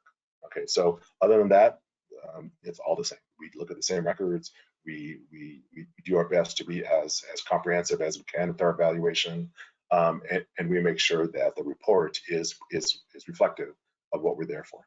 But either way, we're looking at the building blocks of a pre-treatment program. Okay, as I mentioned in ECFR, when I went to 403.8, F1 through 6 are your building blocks. Okay, so the legal authority, the implementation procedures, which covers all of the procedures related to the pre-treatment program. So we're talking about inspections, sampling, permitting, compliance evaluation, enforcement. There should be some procedures and implementation of that programmatic activity of a pre-treatment program. You're required to have funding and resources, to ensure that you have that support, to be able to implement the program. You're required to have local limits that are current, that are representative of your service area and your standards, and that are implementable or enforceable in your service area. You're required to have the enforcement response plan, which is based on your legal authority and enforcement remedies that you've created in your ordinance or your rules and regulations. There's no doubt about it. This is a resource issue for programs, is that you're required to have that industrial waste inventory, or what I call it, the inventory and characterizations, because there's 3 things that are related to it. 1, you have to know the industries in your service area. 2, you have to characterize the volume and the concentration, the loadings of pollutants that's generated by these industrial users. And 3, you're required to notify them of applicable pre-treatment standards and other standards that may be applicable to them. So these are the building blocks that we base everything on. So I'm going to attempt to pull back the curtain to let you know how we evaluate these. And Andrea or Ari, please let me know and interrupt me if there's any questions that come up, because I can't see anything but my screen. No problem. Okay, thanks. So as I mentioned, I kind of jumped ahead on a couple things. Our purpose, we're all in this together, especially, from my perspective as a local pre-treatment coordinator here at EPA, is we're all in this together. We talk about the Clean Water Act being 50 years old, and it may be broken down, or it could be that bottle of wine that's 50 years old. You open it up, it could be vinegar, or it could be some finest wine that you've ever had. You never know. It's how you use it, and it's what you pick. So our purpose is kind of similar, where our goal is to be part of that team and to ensure that the local program, regardless of how old it is consistent and is compliant with the national pre-treatment goals, because we all believe in those national pre-treatment program goals. As Jan mentioned, we have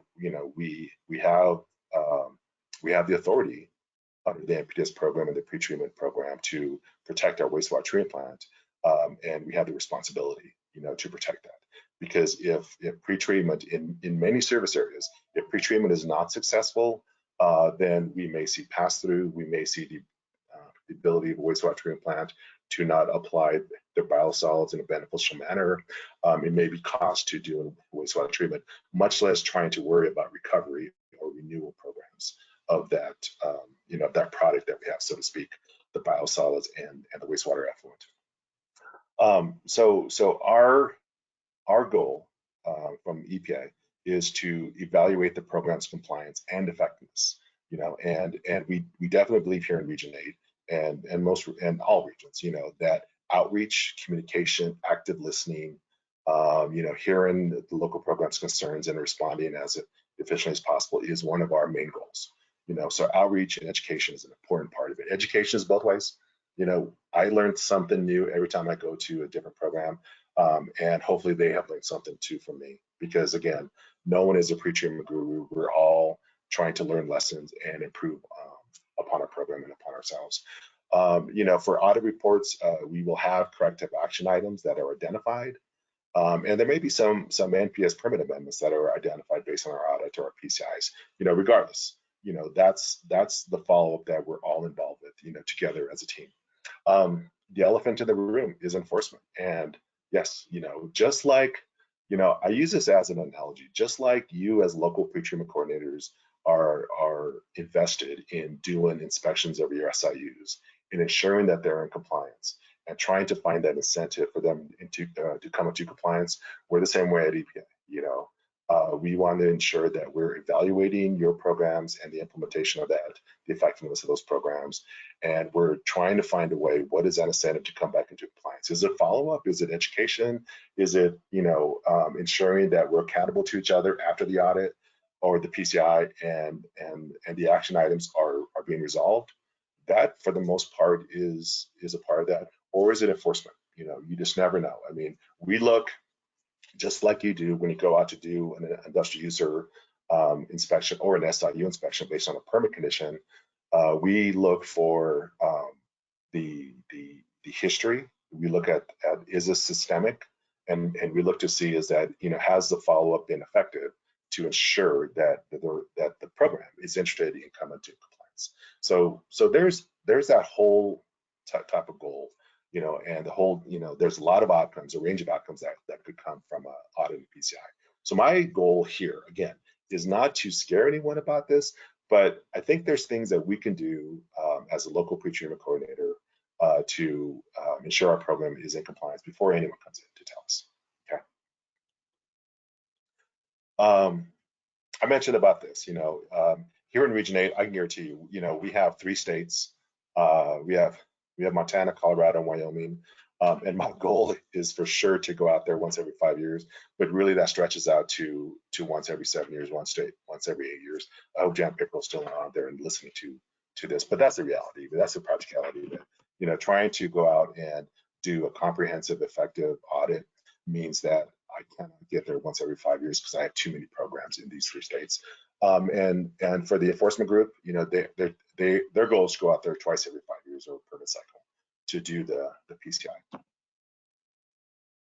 So let's start talking about just what's involved with an audit. And I can only speak for Region 8. Every state and every region is a little bit different. But for Region 8, and again, the analogy is when you go out to do an SIU inspection, you just don't go there cold call. You want to make sure that you prepare. So we are invested in preparation. So before, I'll just use a typical example. I'm going to schedule one in December.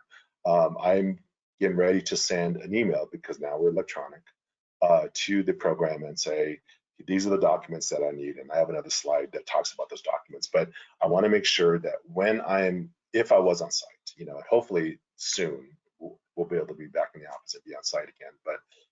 But so when I'm on site or on an MS Teams meeting, can I try to evaluate as many documents as I can to be able to talk about pre-treatment issues that you have as a local program? Can we talk about permit records that you may have and any questions that you have? Can I be as efficient as I can on site by my preparation? So the reason my audits are typically 2 or 3 days is because the week before I'm spending that time to prepare and to evaluate documents. So I have questions that are focused, and I have, I'm prepared to talk about some of these documents and have some preliminary findings.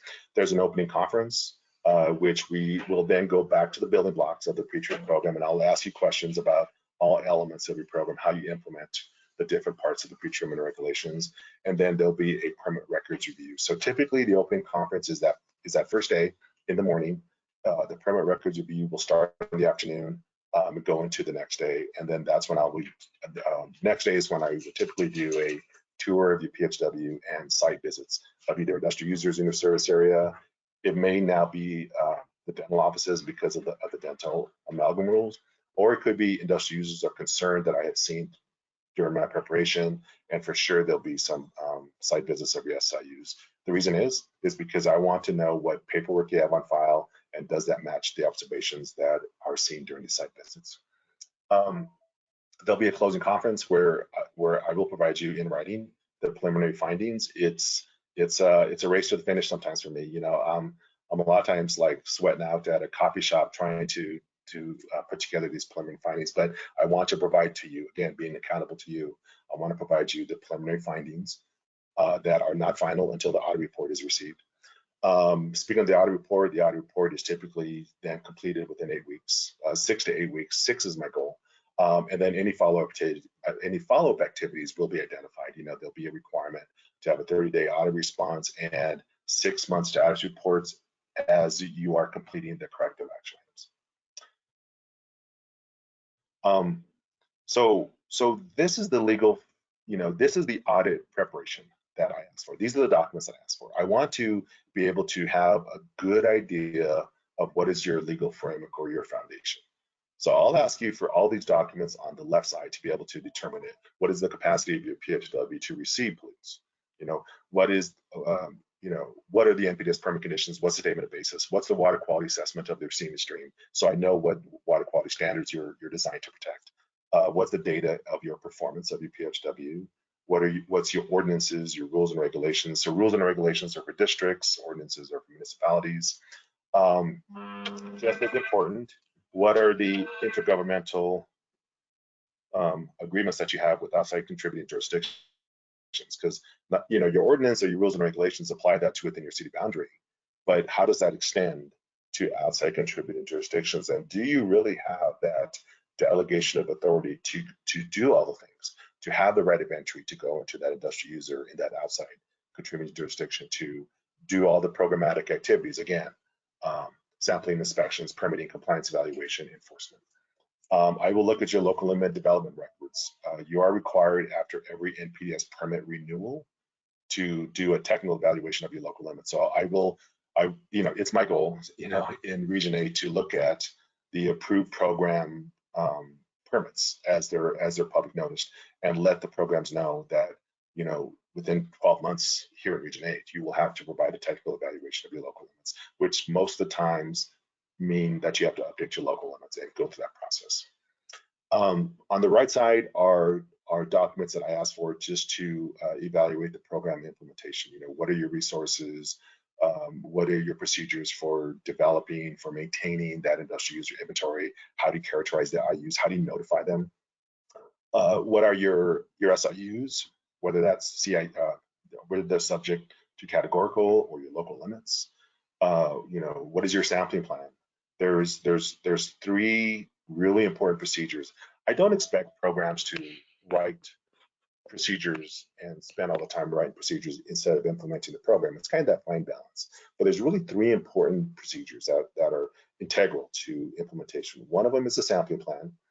How do you sample? And more importantly, how do you sample at a particular facility? So if you go out there, or a contractor goes out there, or God help you, if EPA goes out there cold, can we do sample? I have a lot of sampling experience, but whenever I go to a new facility, I like to see this list of instructions on how to sample there, because you never know. You want to make sure you get representative data that's enforceable. The enforcement response plan is also a key procedure too, and the permit template. So those 3 things I for sure evaluate to make sure they're updated in the current. I'll ask for data management, compliance evaluation, and SNC procedures, to be able to say, okay, how do you manage data? How do you evaluate it? How do you determine the SNC? I'll ask you for a map of your service areas so I could determine, okay, what service area are you looking at? For cities, that's kind of easy. For sanitation districts, sometimes they're all over the place. So I want to make sure I understand what service areas or what area that PHW is serving. And then I'll want a list of the industrial user inventory to do my best to, from a Google search, be able to look at your service area, determine what IUs are in there, and then ask you what sort of paperwork you have for these. So I'm going to get off this presentation and go to some checklists that I use. And again, so it's my goal to give you information that you can use as a pre-treatment program. So any of these checklists are available to you. There's no secret.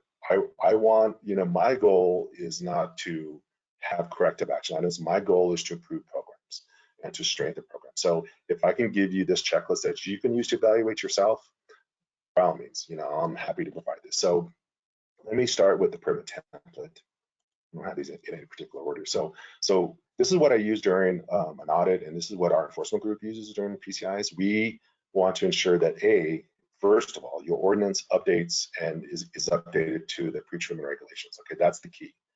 Ensure that your ordinance is updated, and then the permit template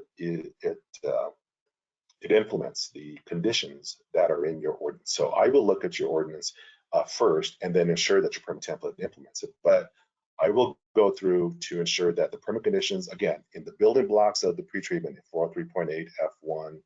III B1 through 6 are the permit conditions, and then there's the notification and reporting requirements in 403.12. So this checklist is designed to ensure that your permit template you provide me has all the necessary elements. Okay, the statement of duration, statement of non-transferability, the record keeping requirements. There's a lot of notification requirements. So if you notice, under 403 in the permit conditions of the regulations, it talks about self-monitoring and sampling requirements. It talks about reporting requirements and record keeping requirements. All these are under 4. Under reporting, there's a lot of reporting requirements. So you have to ensure that all the reporting requirements and notification requirements are included in there. So I added a separate section for 4 to include all these notices. So notices of potential problems, 24-hour reporting, 30-day resampling, all these have to be in your permit. And then I provided a section for optional pretreatment streamlining provisions, depending on your ordinance, if these are in here too. So again, this will be provided after your permit template. So these are available to you guys if you guys want. If you send me an email, or I can provide these to Andrea to post on some website that you can download. ERP, the same thing. It's based on the building block. It's 4.3.8 F5, and there are some things that have to be in your ERP. You have to describe how to investigate instances of non-compliance. So I'll ensure that these procedures are in here for different ways to investigate. And you don't need to be very specific and detailed in them, but you have to refer to some procedure or summary of how you do the IU inventory inspection or permitting or all these aspects. The escalating enforcement responses, what are the anticipated types of industrial user violations? Every program is different, depending on if you have CIUs or SIUs. Do you have sector control programs? Do you have truck and hauled waste? So every program has different interpretations of what are those anticipated types of violations, which is okay. I try to include common and baseline violations, but what's not different, what's common to all programs are S&C. So your ordinance or rules and regulations should be updated to the S&C. Again, that's the first key. I will then go through your ERP to ensure the S&C criteria in the pretreatment regulations and in your ordinance are in your ERP. These are required. Okay, so there's S&C criteria C, A, and B. There is F, which is related to reporting, and then there's all these the narrative S&C criteria. So I'll ensure that your ERP includes these, because that's a requirement. So remember, the thing about S&C is that it's not an enforcement remedy, it's a violation. So you're escalating your evaluation of that violation needs to determine that this is a long-term violation, and what is the appropriate response for that. And then, I will look to ensure it's aligned with your legal authority and it doesn't implement the enforcement remedies that you adopt in your legal authority. Okay. Some other ones that I pulled up are a facility inspection form. So when I go out and do site audits, I'm an inspector. I definitely learned the lessons of gathering information from my local program experience. So I am pretty comprehensive when I go out to characterize an industrial user. So this is kind of based on that. The site visits aren't necessarily a compliance inspection. It's more of an oversight, but I'm still, in that mode of gathering information. So I work from the raw materials and chemicals to the finished product. So this inspection form provides me that ability to look at this, the chemical supply. How do they store it? How do they handle it? What are the slug prevention, potentials? What is slug discharge potentials? What's their handling method? How do they use that in process? There's a big description. It's not a brief overview. It's a big description on their process overviews. I try to really look at every unit operation, what's coming in for chemicals and raw materials, what's going out for waste materials, both solid and liquid. And then what's the management of that waste stream, which includes treatment. Okay, wastewater, the waste stream production. So this provides me that ability to go through a facility, go from the raw materials to the end product, and have that ability to make some determinations based on what I see. So this is also available too. So as far as the audit worksheet, when I look at your pretreatment records, I will identify, what are the local limits, what are the categorical limits that are applicable, and which one is more stringent and therefore applied into the permit. So this gives me that ability to identify all the applicable pretreatment standards, the permit limits, which is more stringent. Oops, I screwed myself up. I'll change that. And what are the required sample types and sample frequency? I follow this up with sampling, and then I follow that up with any enforcement as necessary. Just to ensure that the pretreatment records are implementable and are aligned with the permit conditions. So if any of you are interested in these checklists for any self-improvement, by all means, please send me an email. I'd be happy to provide these. So back to my presentation. Okay, I talked about the pretreatment audit, just the process of it. The opening interview. This is your opportunity to talk about pretreatment. How do you manage it? How do you implement it? Ask questions of your state or your EPA auditor, because we should be advocates for active listening and outreach. So these are the things that I cover. I want to make sure that I touch base on all the different aspects. So I have an understanding from that 1,000-foot level on how you implement a pretreatment program. Every program is different. There's really no style to meeting compliance, but there are definitely standards. So I'm always interested in hearing different program styles, as long as they meet the standard, because those are things I can pass forward to other programs. So there's a variety of discussions that occur for these different issues. How do you receive your reports? How do you evaluate for compliance? What sort of PNPs do you implement into a sector control program, whether that's oil and grease or garages for the petroleum-based oil and grease, or low pH sector control programs? Some have. How do you handle truck to hauled waste? What is your service area like? Do you have any RV dump stations? There's a variety of discussions that have come up with this. And actually, from me as EPA, when I was a local pretreatment coordinator, I was involved in my program and my SIUs and my IUs. Now at EPA, I get to see programs and how they do things. And so this is where I'm educated, and this is where I learn new innovative programs that is really cool, that I can pass along to different programs. And that's a part of EPA that I really enjoy. I went through my checklist for the pretreatment records. I start from the facility inspections, and I am always an advocate for gathering information. You guys have the authority, you have the right of entry, you have the ability to dictate and control that inspection. So use those resources. There's no doubt about it. It is a resource drain on your program, but you might as well, since you're out there, do the best that you can to characterize that facility. It doesn't matter if it's a metal finisher with 20 baths or a dry cleaner with a zero discharge, or a restaurant. Ensure that your inspection reports are as complete and as current as possible. So I start with during my audits to look at that inspection report. So when I'm looking at a particular record, can I characterize from just looking at that inspection report what they do? Again, how do they handle the chemicals? How do they use them? What's their process? What's their management of the waste stream? What's their treatment? And what's their discharge? Okay. I put a lot of stock in that, and a lot of times I see inspection reports that may not be complete, or maybe a cut and paste job from one year to another. Let's be honest, And so do what you can, in order, to try to improve your ability to gather information, because that inspection report is then carried over to your characterization of that facility.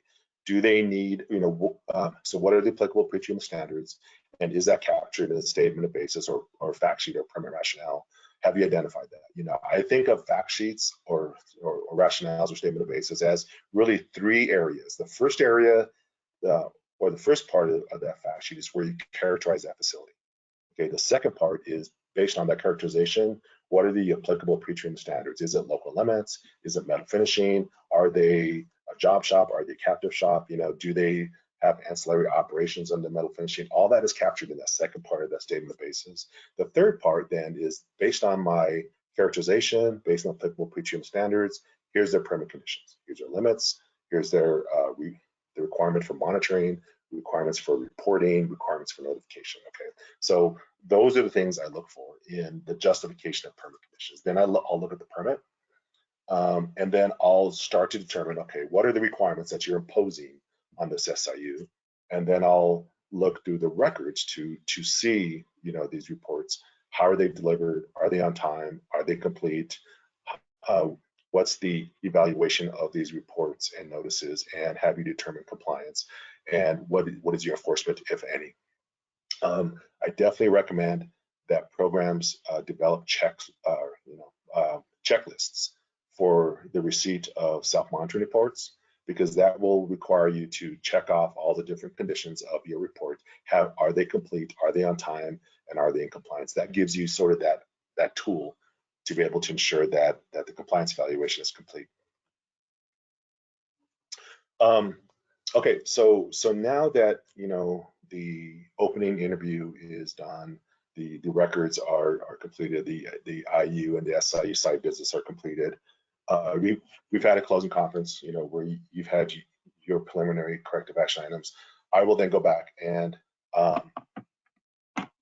look at all of the information that I have, and I will start to write the audit report. I definitely believe in trying to, honestly, I'm only there for 3 days, up to a week sometimes at Metro Denver, which is 200 million gallons a day. I'm there for 2 weeks, but that's not enough time to really understand, the day-to-day implementation activities of a pretreatment program. So I do my best to identify what I found, the strengths and the areas of improvement. The areas of improvement and efficiencies are action items, and that will then determine, what is our then future relationship, professionally with each other, as far as ensuring that these action items are identified, they're corrected, and they're resolved. Okay, so part of that is to have a 30-day response to my audit.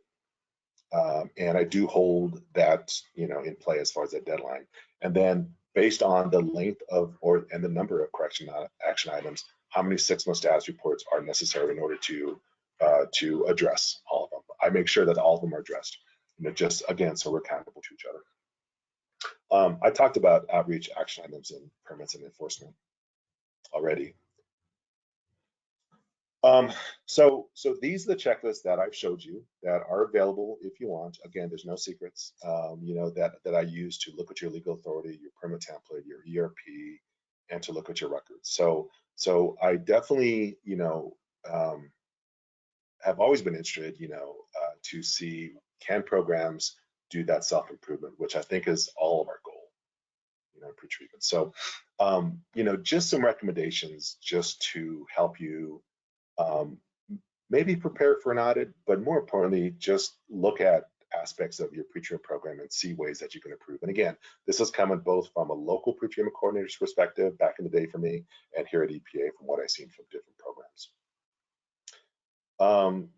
So the legal authority, these are by no means any corrective action items. These are just ideas, on how to improve. So the one thing is to, for sure, ensure that your municipal ordinance or your rules and regulations are updated to the federal regulations. You have your state approval authorities or your EPA approval authorities that can help you. There is a model ordinance that EPA has developed. There are checklists that are available for you to do your own self-auditing to see if you met it. I'd be happy to provide that one too. So you can do it on your own. You can determine, are there any deficiencies, and more importantly, is that are there local conditions? So for example, for the specific discharge prohibitions, we only have 8 of them, but I've seen in ordinances there's up to 25 prohibitions. Those are local conditions that the PHW, under their authority, has determined is necessary to establish as applicable pretreatment standards. Ensure that those prohibitions are not just carried over from the previous administration, but those are actual tools that you can use to prohibit that type of wastewater and be protective of your wastewater treatment plant. I always recommend that every time we go through any sort of ordinance review. For sure, ensure that your legal authority is extended out to the outside contributing jurisdictions. You have the real ability, the enforceability, to go out there and gather information through sampling and inspections, to permit and to enforce if necessary. I've seen a lot of programs where they have, and I get it. I learned this lesson when I was a local pretreatment coordinator. I wasn't necessarily up to date on my ordinance from time to time, and I would just like open up the permit template and add something in there without understanding the ramifications. So I get it, but I've learned at EPA that ensure that your implementation documents, permit template, ERP, sampling plans, implement your legal authority, not the other way around. You know, you don't want to create new authority in an implementation document. You want to create it in your legal authority, your ordinance, or your rules and regulations, or your local limits. For local limits, as I mentioned, you know, when your permit is renewed under this citation, under the Npdes regulations, you're required to provide at least, at a minimum, a technical evaluation of your local limits. So what does that mean? You know, I never really understood this when I was a local procurement coordinator, but what it means is that, you know, the standards, the data, the technical calculations that you use to develop these local limits, let's say they were developed in 2010. Is your service area, have there been changes in your service area? Is there significant growth for different sectors in your service area since 2010? Are there a number of SIUs that have moved in or CIUs that have moved in that'll affect the calculations of those? Has your PHW changed? Have you upgraded it to go from a lagoon to a mechanical plant, to use one extreme example? Have you included BNR technology for nutrients? You know, that will change your removal efficiency. That will change your local limits. I guarantee you, local limits are never challenged until you go into an enforcement case. But you don't want, you definitely don't want that to be the case when you have to go, oh crap, am I enforcing these limits and are they enforceable? You want to make sure that you have that communication with your approval authority and that you've done that internal evaluation of those. And then when your permit was renewed, have there been any changes in standards? You know, have you had any Npdes permit limits that have increased or decreased? You know, are they more stringent? Do you have new permit limits? Are there any changes in your water quality standards? Is there any changes in your biosolids applications? All those are an important key, integral to local limits. So that's part of the technical evaluation. I include this as part of the narrative of my audit report, just to provide that outreach to programs whenever I issue the audit report.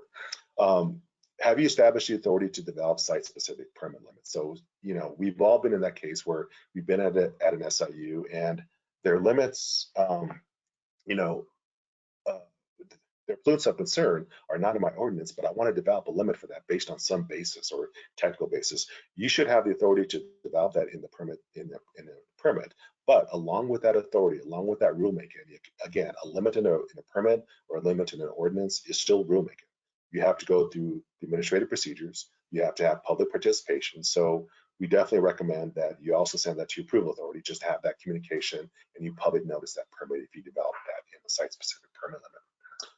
As I mentioned, you know, evaluate the basis for incorporated ordinance limits. So BTEX and oil and grease, what is your basis for that? And when you're challenged, can you defend that basis? Sorry, I had to drink some water. Industrial user inventory. So this is a resource drain, you know, for sure, you know, but the benefits of understanding your service area, it was difficult for me in my service area at Littleton Englewood because we had about 400, well, the population was about 400,000 and probably about 3,000, 4,000 industrial users. So we never had this 100% complete. I don't expect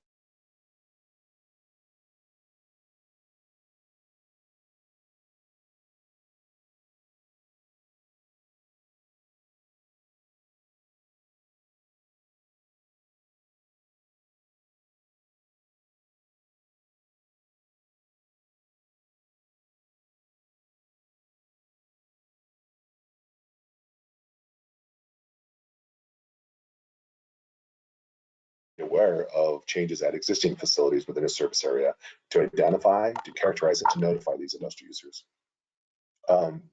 Ensure that your local limits, and especially if these are in mass, are applied to all IUs in your service area. So, you know, there may be an industrial user that may not be identified as significant. Ensure that you've identified these so your mail is still protected by your PFW. Don't let EPA or the state discover a categorical industrial user, you know, that has been in your service area for many years, you know. So try to at least provide some priorities to metal finishers, to machine shops that may change their process to include metal finishing. You know, just ensure that you guys are the ones that are discovering it, not EPA or the state. That's not a good issue when that happens. So resources and funding, this is a difficult one, you know, for us to evaluate, to be honest with you. You know, every program is a little bit different. You know, there is no magic formula. I wish there was. It'd be so much easier to say, if you have this many CIUs and this many SIUs, if you have a set to control program, if you have truck knowledge waste, this is your equivalent FTE. You know, what I base this on is on performance. You know, is it, you know, are some of these corrective action items due to resources, or are they due to performance? Yeah, it's always sort of that fine line that I always walk. But if there's performance issues, you know, and it seems that it's based on resources, I will ask for a staffing plan just to have the municipality or the program determine what is the appropriate FTEs based on marketing analysis or just that evaluation of their service area. Pretreatment records, this is where the bulk of our corrective action items are, you know, honestly. And, you know, I guess the only thing that I would say for this, and this is the consistent message I say to programs that I audit, ensure that your inspection reports are as comprehensive as you can.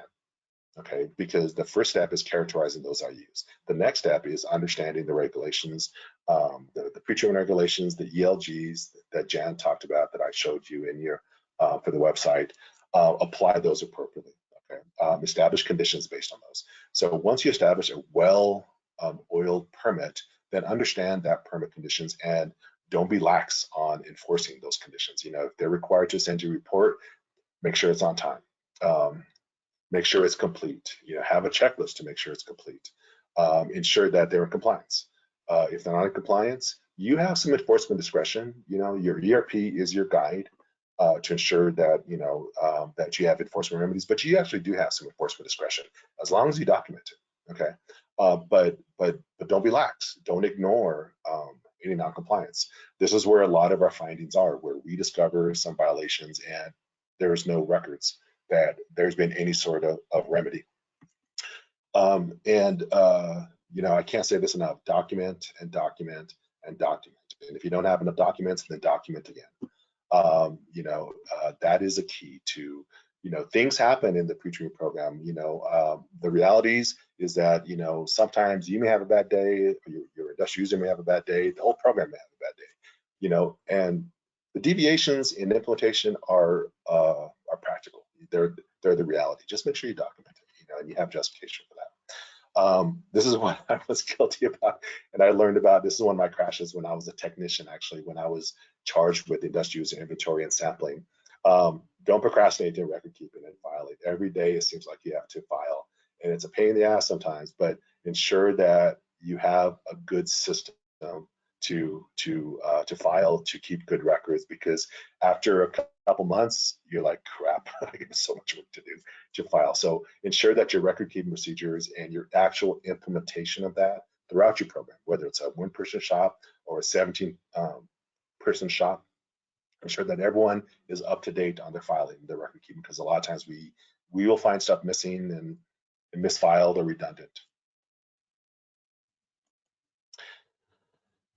So let me see, let me start to round this out. So for data evaluation, as I mentioned, you know, a self-monitoring report checklist, I have one that's available. I didn't show it, but that's also available. You know, the key for this is ensure that that self-monitoring report checklist is specific to the permit conditions. And every time you receive that report, whether it's quarterly or biannually, you check it off to make sure it's complete. As I mentioned, you know, required compliance and follow-up. And I see this a lot, you know, for S&C, there's 8 criteria. 3 of them are numeric. They're based on any permit conditions or other pretreatment standards. Those are easy to calculate sometimes, you know, don't procrastinate in calculating those. But the narrative ones, you know, A, B, C, D, E through F, the remaining 5 are the ones that a lot of times during S&C determinations are not evaluated. So make sure the reports are on time, make sure that there isn't any failure to accurately report non-compliance. You know, just ensure that all those narratives are also evaluated whenever you do the S&C compliance evaluation. Sample, ensure that you have a good control authority sampling program. Ensure it's independent, ensure it's met at the minimum required frequency. Develop a protocol that's specific to that IU. So are you sampling with an automatic sampler? Are you taking graph samples? Do they have 3 monitoring points? Do they have one that's just a stopcock valve? Are there certain areas that you have to be, considerate of to ensure it's representative? Okay, because that's the key. Ensure it's representative of that production day's discharge.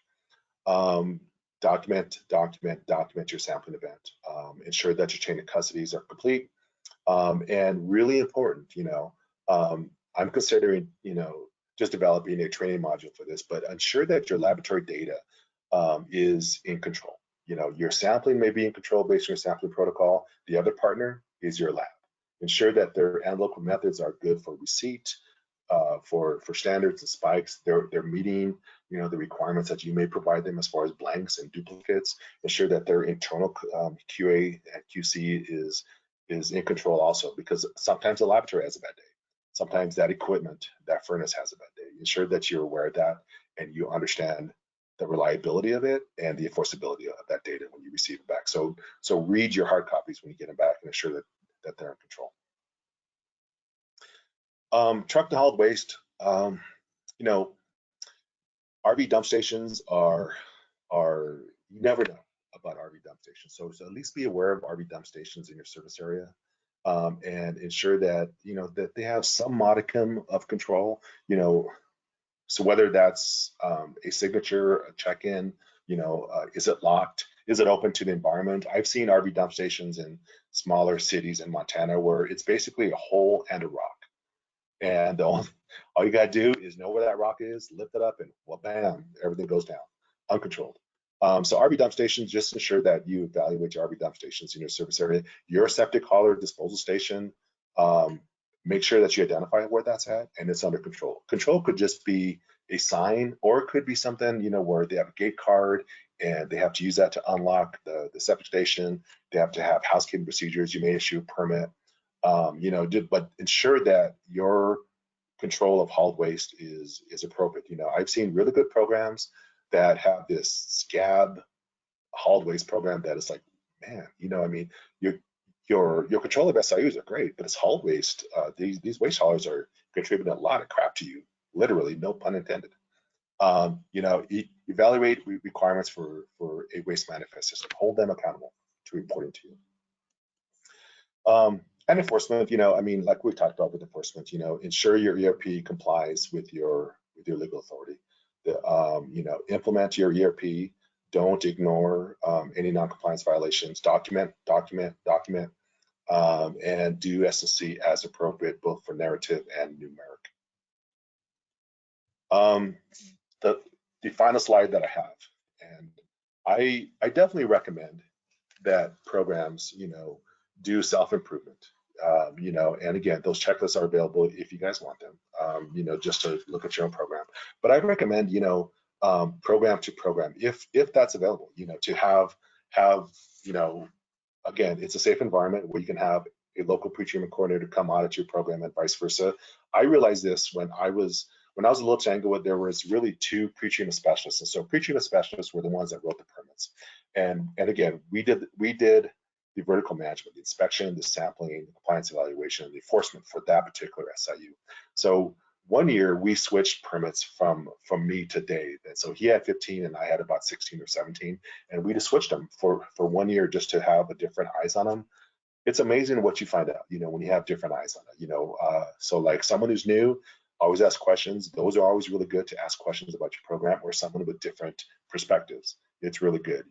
It doesn't need to be EPA or the state that has a different perspective. It could be other people where it's internal, it's draft, and it's more of a safe environment for you to be able to have that self-improvement. So Ari and Andrea, that's what I have. I don't know if there's any questions. I can't see anything that you need from me further. No, Al, thank you so much. Apparently no questions means a great presentation. That's what it means. Awesome. And I do want to express my appreciation for your clarification on a technical evaluation for your local limits. that's something I've never really fully understood, and I think is taken too lightly sometimes. But yeah, other than that, I don't see any questions coming up on the question board or the chat board. So, just somebody saying thank you for your presentation. It was very helpful. So other than that, Al, thank you so much. I think what we'll do, everyone, is take a quick 5-minute break. Be back Shall here we at do the about. poll first, Starry? Oh, I'm sorry. Yes, let's do that poll question. All right, I am launching it now. So Hal Garcia works out of which EPA region? Region 8, Region 6, or Area 51? So can I answer that? You may indeed. Because sometimes I wonder. You can answer which is correct, and you can answer which one you feel like sometimes. All right, we're getting close up there. I'll give you about 10 more seconds, and we'll go ahead and close it. So 5, 4, 3, 2, 1. I am closing the poll and sharing it. And oh, looks like Area 51 came in second, Al. Awesome. Awesome. I'm from Area 52. We're one better. All right, thank you, everyone. Okay, well, thank you so much, Ken. We, as Ari mentioned, we'll go ahead and take a quick break. You know, it's 13 past the hour now, so what do you guys think about coming back in 5 minutes? So I know it's kind of an awkward time, but we'll do 18 after, and we'll get started with Angela Walker.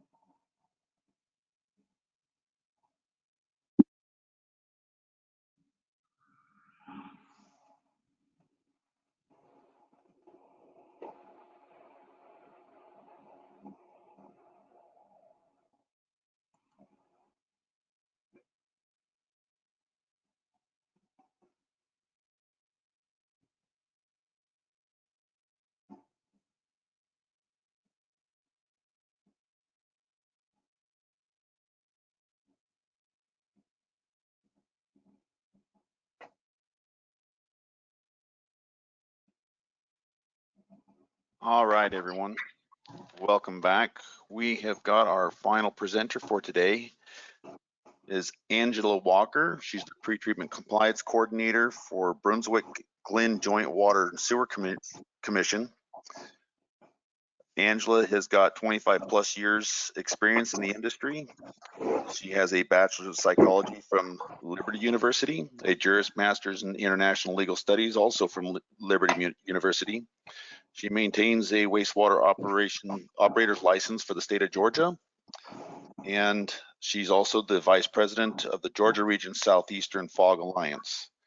Angela enjoys her grandchildren and any other water activities, and one of her passions is her family is most important and must be cherished. So Angela, I will turn this over to you. Okay, can everybody hear me? Yes, I believe we can. Wonderful. I wanted to first say that I really appreciate this opportunity to join y'all out there on the West Coast. I thought I was going to get to visit this year, but that didn't quite happen the way we planned, but hopefully next year will be coming. I was told all I needed to bring was my Southern accent, but I gave this talk to a group of Georgia rural water operators last week, and my friend said I lost my accent while I was giving the presentation. So hopefully that won't happen this time. But I am going to speak on fog removal from wastewater stream used for biodiesel feedstock, more of an overview of fog and the disposal methods, and why it is important to find new methods of disposal for this this byproduct from our daily activities of food consumption.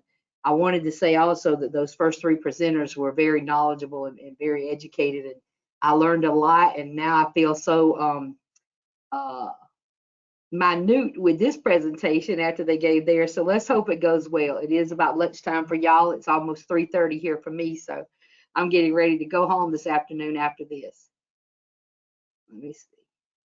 And the only thing that I've added to my my resume currently is I also hold a state of South Carolina Class A physical and chemical wastewater operator license that I just obtained last month to actually work with some people who are trying to put in a pre-treatment wastewater facility in South Carolina to actually receive fats, oils, and grease. And in this presentation, we're going to talk a little bit about what fog is, where does it come from, where does it end up, the disposal methods, biodiesel production, and how utilities and the environment can benefit from using fog as a feedstock for biodiesel. A little bit about why I actually found this topic interesting and the reason I'm actually doing a little work in this field. In 2016, I was approached by some people in my work with the Southeastern Fog Alliance that was interested in talking to wastewater treatment facilities in the state of Georgia to bring in equipment to actually remove the fats, oils, and grease from their wastewater stream. And no one in the state of Georgia would talk to them. I think, I don't know if it's the same all over the country, but in the state of Georgia, we fight a battle with pre-treatment plants and with these biodiesel generators wanting your fats, oils, and grease for feedstock. And it's not a it's not something that any wastewater treatment plant wants to discuss. And so I was the only one in the state that would talk to them. And hopefully at the end of this presentation, you'll see where we've came from, where we began. In my program here at Joint Water, I have 600 plus food service establishments. I also have 4 industries permitted, 2 of those being industrial food manufacturers that generate a lot of fats, oils, and grease. We have a lot of household grease here. We have about 166 lift stations going to our 3 treatment plants because we're in a low-lying area here at the coast, so there's no real hills to push it, so we have to do that mechanically. I also, as part of my responsibilities with the Fog Alliance, I inspect grease hauler trucks, and we enforce the Georgia commercial hauler law here in the state of Georgia with these grease haulers and these commercial haulers to make sure that they are following from the cradle to the grave with this this grease that actually comes from this byproduct. And what is FOG? Fats, oils, and grease means a non-petroleum organic polar compounds derived from animal or plant sources. And most of those are fats, non-hydrocarbons, fatty acids. You get it from soap, waxes, oils, and they contain multiple carbon chain triglyceride molecules. And those molecules is where we actually get the biodiesel from in the end. And these substances are detectable and measurable using analytical test procedures established at 40 CFR Part 136. And where does FOG come from? It comes from our homes, from those lateral sewer lines that actually leave our homes, from our kitchens, and from our food processing. In rural areas that we have a lot of here, they come from septic haulers that actually bring it to most wastewater treatment plants, or as land applied, or land are sent to the landfill. And where does it come from? From a commercial establishments, restaurants, food trucks, one of my nemesis, hospital cafeterias, nursing homes, other long-term care facilities, and food manufacturers. They create a whole lot of grease. Where does it end up?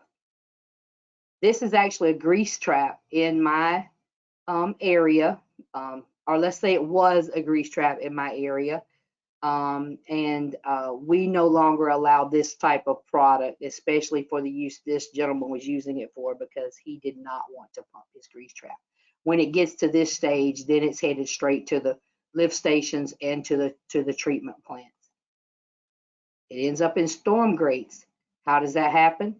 Because they take these rugs out at the end of the night and wash them down the back alley straight into the storm drains, especially some of our restaurants on our island where space is limited to actually do their jobs, on our bar screens. And from illicit dischargers that just take it and dump it anywhere. I actually am waiting right now to go to court with the DNR because they intercepted one of my haulers illegally discharging on wildlife preservation property. And he now has 6 felony counts of illegal dumping of this stuff. And the fine is, I think, like $30,000. And I forget how many years in jail he's possibly facing. So it's not a good thing to send this stuff out and illegally dump it somewhere. How is FOG removed from the waste stream? Grease traps, our #1 preventative device for these restaurants. Also, the #1 problem that we fight with FOG enforcement, because they do not want to pump these things out. Manufacturers, food manufacturers that use these DAP units in different forms of pretreatment wastewater plants. I inspect those at my pretreatment wastewater plants here in Brunswick. I have 2, and they actually, one produces fish products, and that's a really smelly mess. And then we have one that actually produces apple sticks and different fried mushrooms, that type of thing, which is quite nice smell when you go to inspect that unit, but the other one not so much. And ultimately, the fats, oils, and grease end up in the wastewater treatment plant. Why do we remove FOG from the wastewater stream? 1, to save on equipment repairs and staff time. We spend a lot of time in our collection systems cleaning out clogs, and most of them have grease as a product of that clog. Our guys come and tell me it's all grease, but they forget to tell me there's bricks or blocks or this or that in the line that this stuff is actually stuck to. But the ultimate end cause is the grease, because it completely blocks it up. #2, it cuts cost on the sludge disposal. The less fats, oils, and grease that you have in your belt presses, your centrifuges, that type of thing, the less water entrapment and the less cost you have to haul your sludge to the landfills. And #3, sanitary sewer overflows. That is the #1 problem that we face here in our area, and I'm in really, I think, all over the world, where we have the fat burbs in London and different places, is the sanitary sewer overflows caused from grease. This is not how you remove grease from your waste stream. The gentleman closest to the screen here to me is a coworker. He actually saved me that day from getting grease in my face. The other young man is the hauler, the grease hauler. He put his truck on blow instead of suck, and he blew the grease out of the truck. And my coworker was standing there speaking to me, and his back caught the brunt of it, and I didn't get any. So that was a good day for me, not so good for him. He also said that day he will not be coming out to help me anymore. Disposal methods for fats, oils, and grease. There's 4 major types of disposal for this fats, oils, and grease. One being landfill. And in 2009, there were approximately 1,908 municipal solid waste landfills in the United States.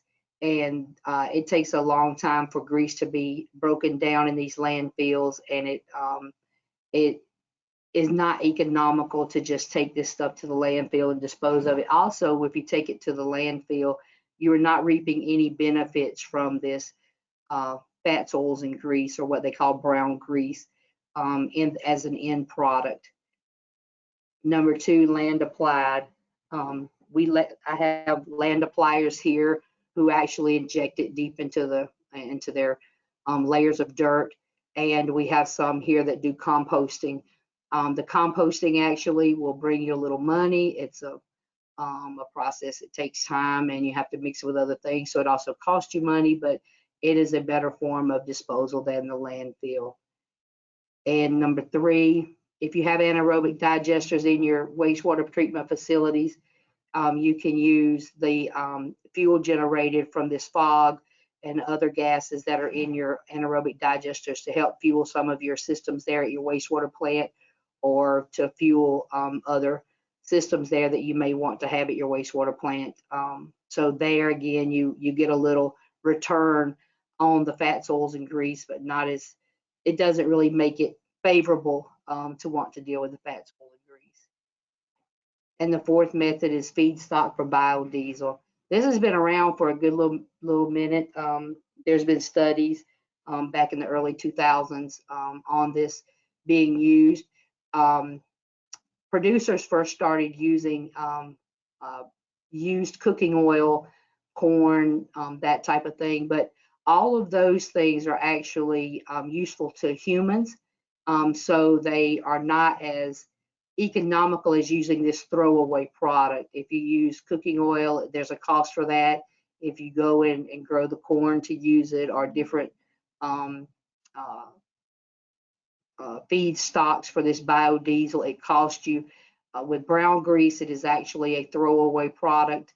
So it is something that no one wants, and something that can be useful. And how is biodiesel made from brown grease? Biodiesel is made through a chemical process called transesterification. I did say that right, whereby the glycerin is separated from the fat or vegetable oil. The process leaves behind 2 products, methyl esters and glycerin. Methyl esters is the chemical name for biodiesel, and glycerin is used in a variety of products, including soap. So you not only get your brown grease being made for biodiesel, you actually end up with another byproduct, glycerin. And I actually have chemical salesmen here who call me and ask me, do you know anyone who has glycerin for sale? So it actually creates 2 products that are sellable. And the disposal of fog for biodiesel process. This is a pretreatment facility where grease haulers go and dump their brown grease from restaurants, food service establishments. And in that process, you do pretreatment. You remove the solids, you remove the sand, the trash, and then you separate out the water and the oil. And the byproduct of the oil is what these biodiesel manufacturers are looking for. This is actually a brown grease disposal facility in Jacksonville, Florida that I visited. they also take in hazardous waste in another part of the facility. So they're not only they're not only a one product location. This location actually doesn't do anything with their grease byproduct. They put it in a tanker and they send it to another city, Lakeland, Florida, where it is actually sold on the open market as a byproduct for this biodiesel that they need. So they do not send this grease to a landfill or to a land application site. It is actually being utilized for biodiesel processing. And what's the next step in fog disposal for biodiesel? Is to remove it from our wastewater treatment plants. It's easy to remove it from grease traps. It's easy to remove it from these pre-treatment facilities for food manufacturers, or even for these grease trap haulers at these pre-treatment plants. It's easily removed. Not so much in the wastewater plants because there's so much flow coming in and it's harder to separate it out. So that is the next step. We're looking at using some what we call tricanters to actually put in the stream to separate this stuff out and start using it. There is a study. I'm going to try to click on it. Hopefully we won't lose anything. I don't know if you can see it, but this was done in 2013. It's a brown grease to biodiesel demonstration project from the U.S. Department of Energy, Office of Scientific and Technical Information. If you like, I can send you a copy of this presentation and you can look at this technical report. We won't get too technical. I know it's close to lunchtime for y'all, so we'll save all of that for someone who's a little more in depth into the biodiesel. How are fats, oils, and grease turned into biodiesel? You first bring it in and you do the pre-treatment, remove all of the water, the trash, the solids, all of that. There has to be a catalyst. Some use methanol, some use other catalysts. And in the facility that I've been helping with right now, they actually have a distill unit that they're using, and they are using the distillate is actually the biodiesel that they're generating, and it's quite a in-depth process. I've been there and I've seen the process work. Don't understand all of it, but I love from the beginning to the end the difference in the product.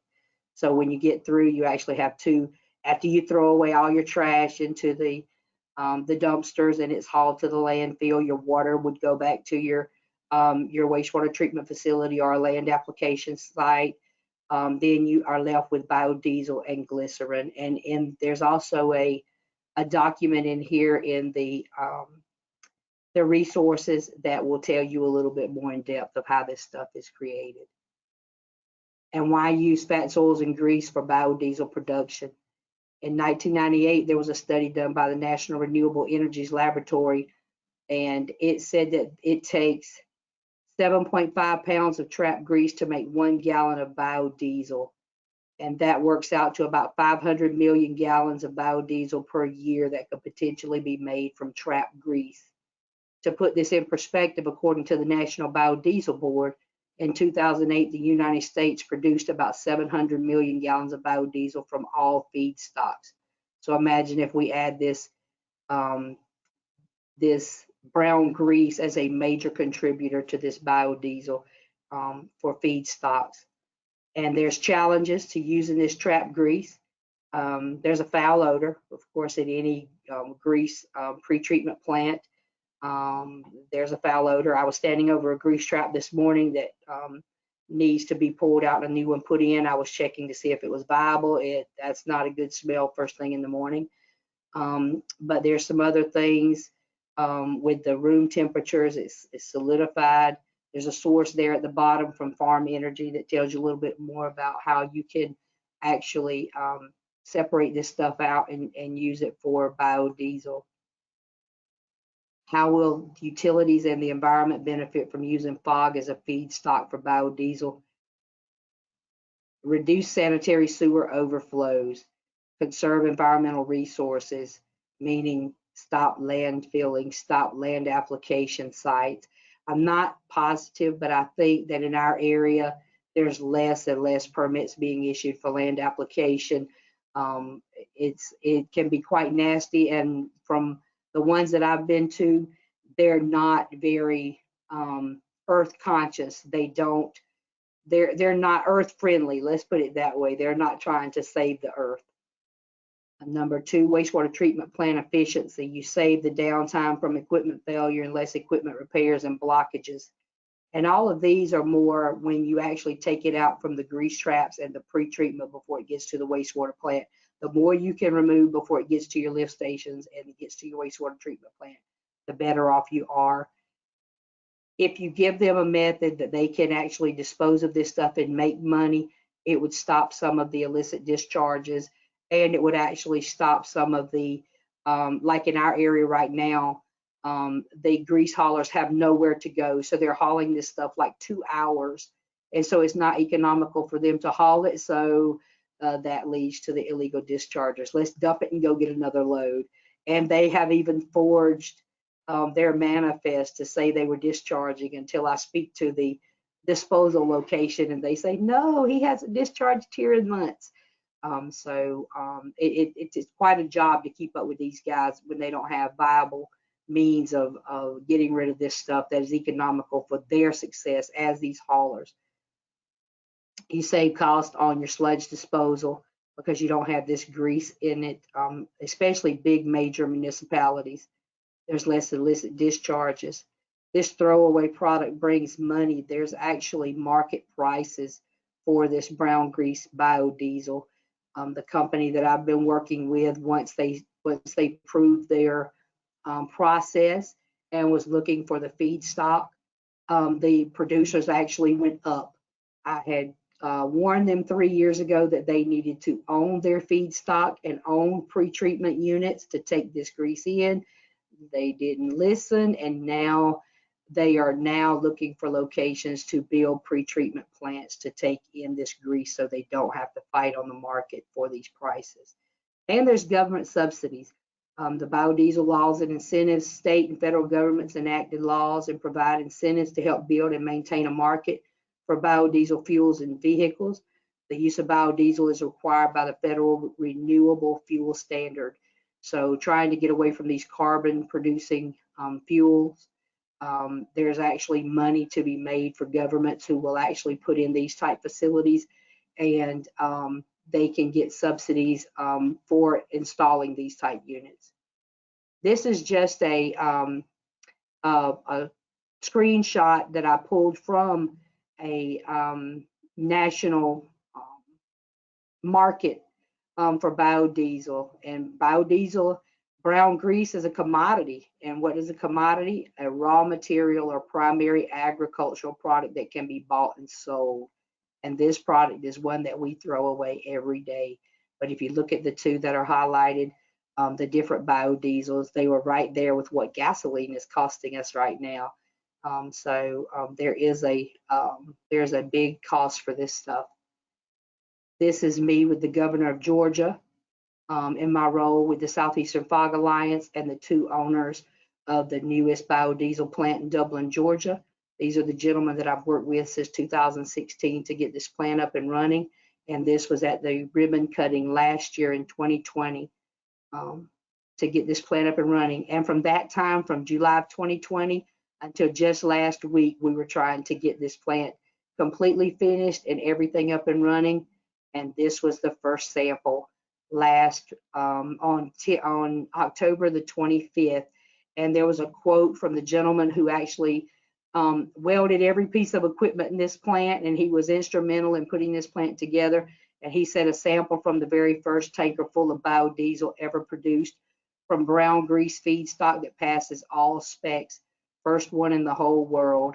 I'm honored, blessed, and truly thankful to have been a part of this. Been a long time coming.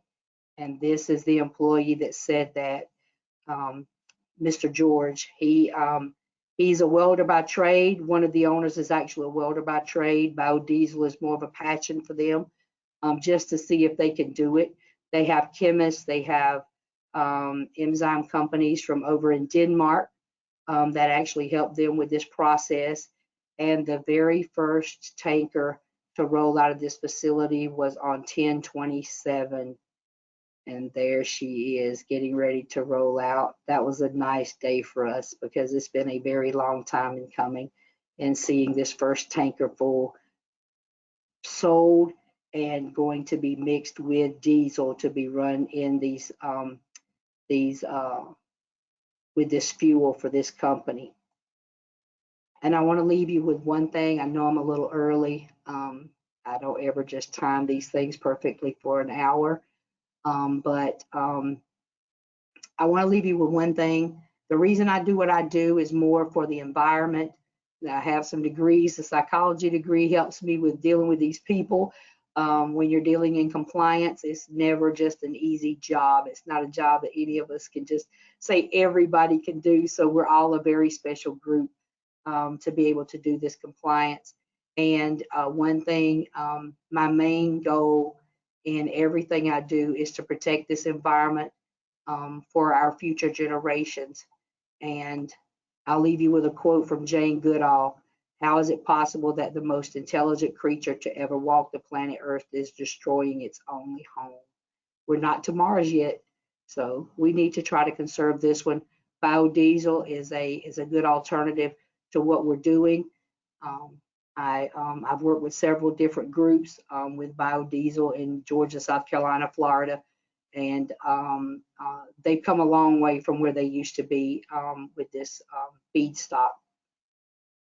Those are the references I was telling you about. Every one of them will bring you to a different report or a different article that will help you understand more of this if anyone's interested in the presentation.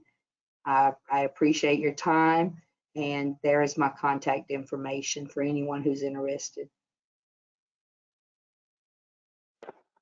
Great, thank you, Angela. I do have a couple of questions. One is, could you please expand on the non-polar fog as well? What's that? The non-polar fog versus a polar fog? Okay, the ones that's not actually made from food products. Yes, is there? I don't think that there's actually I don't think there's a market for that yet. I sure wish we could find one because I have an illegal discharger right now that's been causing me grief. I not only do pre-treatment here for Joint Water, I actually am running a wastewater treatment facility for them because they're so short operators. And my operator license has me running multiple hats. But I have an illegal discharger right now sending me some diesel-laden oil.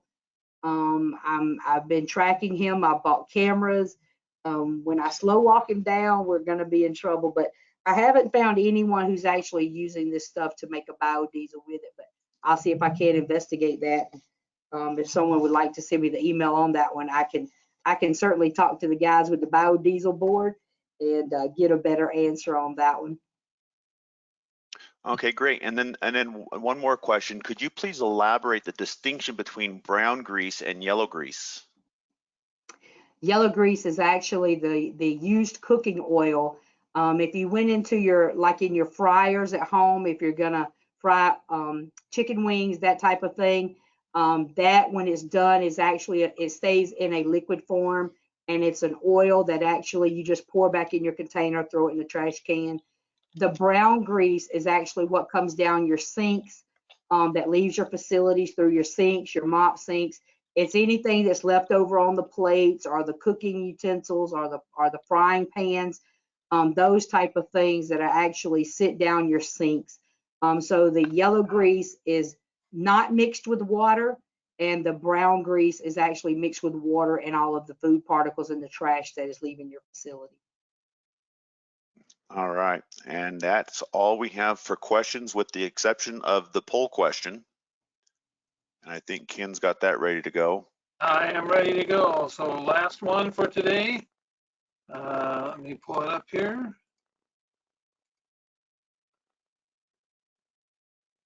Let's see.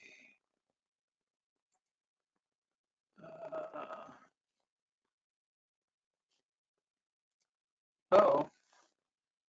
The last one may have been the last one for today. Let's see. Here we go.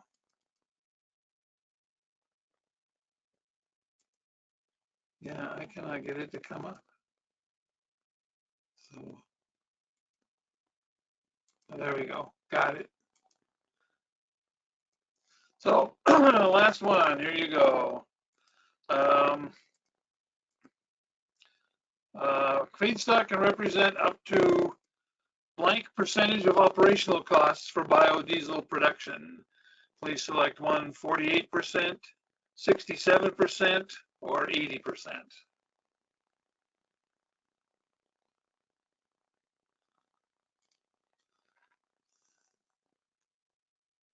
It's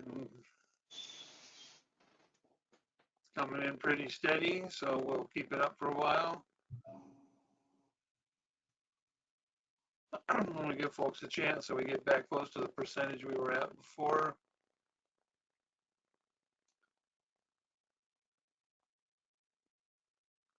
We'll give it about 10 more seconds for people that are still left.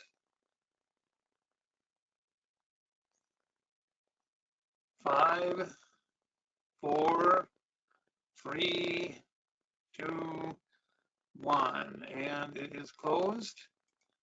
And so it looks like all pretty close, actually, spread all over the board.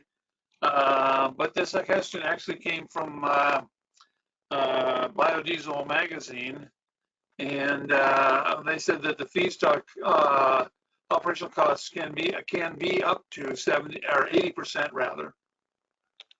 So poll basically was just a check-in, but if you wanted to answer, it was 80%. So 1/3 of you are correct, and that's it for today's polls.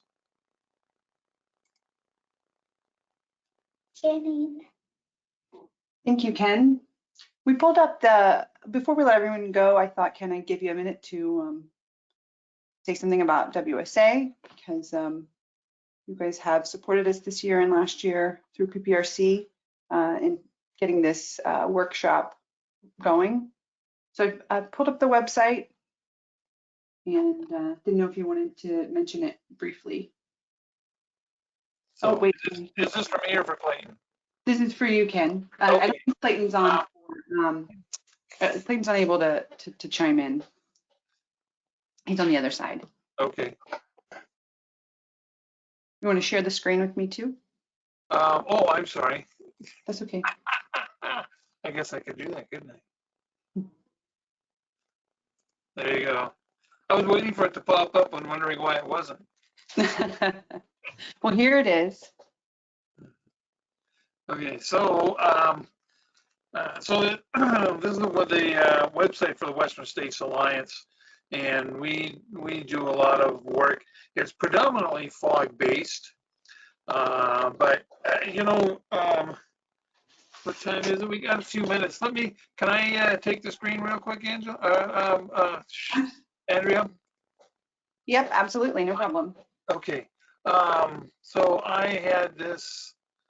Let's see. Oh, there we go. I'm going to show my screen. And let's go.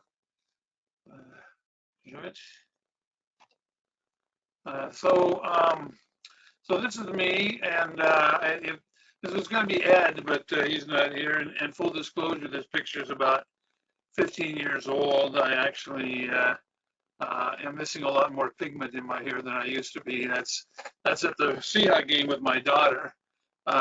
Anyway, so one of the things we wanted to talk about is the services and resources that are on that Western States Alliance webpage, because we're putting out more and more stuff on there, particularly with the help of some funding that we've received each of the last 3 years from the USDA's Small Rural Development group, and we're doing a lot of fats, oils, and grease training, and for small communities and underserved communities.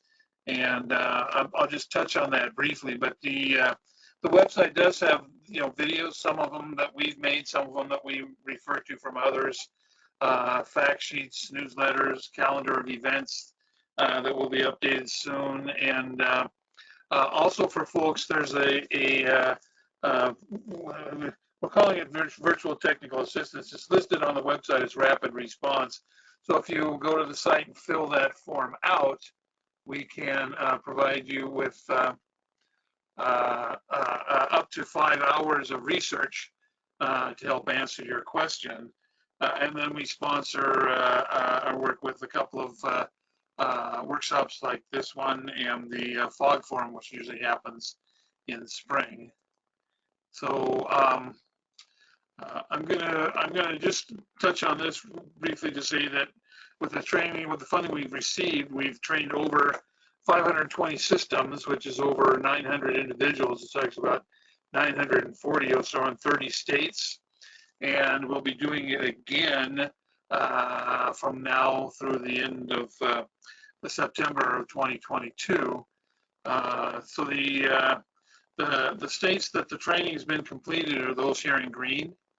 And then we also did 3 trainings in what we're calling specially designated demographic areas, 2 border trainings, in both of them, this time in Texas, and 1 tribal training in Oregon, where we, the 2 Texas ones were actually very well attended. And the EPA was kind enough to provide us with a translator. So we actually had quite a few people in attendance from south of the border. Because the border was closed, they couldn't get across to come to the workshop. But a lot of those communities work together on both sides because both of them discharge to the Rio Grande and they have similar issues that they're facing. So the next year we're going to do more trainings in these blue states. And that's not a political term, that refers to this map. And we're also going to be doing some more virtual trainings and some more in the designated areas. But you know, what I particularly want to get to is this part of it, which is what we're calling the National Resource Reference Guide. We talked about some of the things that are on the website, but particular to this National Resource Reference Guide, there are it's designed to help people from start to finish help with their FOG program, particularly if they need assistance early on versus having a more mature program. So these are what you're seeing here in the yellow: FOG sources, regulatory requirements, program administration, program development, etc. There are resources here for every FOG program under those to help them. There are also fact sheets, and some of them have been translated into Spanish. So therefore, both for programs and for outreach for food service establishments. And we'll be working on some for consumers as well. But it's westernstatesalliance.org is the website. You're welcome to go there and poke around and use any of these resources. Refer folks to any of these resources. This is there as a public service to help the world of FOG keep that stuff out of where it doesn't belong. So that's all I have for that. Touch on that. This is Ed Gonzalez, and for those of you who actually were expecting to see him here, I can tell you will not, at least not this week, but that's because last Friday they had a little bit of an emergency and with his wife that resulted in the early birth of Leanne Isabella Gonzalez. So he and his wife are still at the hospital with the baby, and they're hoping to come home soon, but he is otherwise indisposed. So if you have any questions, feel free to email, or I'm happy to hang out and answer questions. But that's a little bit about the Western States Alliance and what we're doing with the USDA. So thank you, Andrea. No problem, Ken. Thank you so much for taking us through that. It's really interesting work you guys are doing. Well, I do have the final slide pulled up, Ken, if you want to go ahead and switch that over. Now. But we just wanted to thank everyone for attending today. We made it through our first day of the workshop. We will hopefully see everyone tomorrow for day 2 of the workshop. And remember that your help by completing the follow-up survey is very valuable. So thank you so much for doing so. Thanking you in advance. All right, well, that's all we've got for you guys today. We will see you tomorrow. Enjoy the rest of your day. Thanks. And we finished right on time. We did. Yeah, it is 1 o'clock. Well, on our coast. Thanks, everyone. Thank you, Andrea and Ed.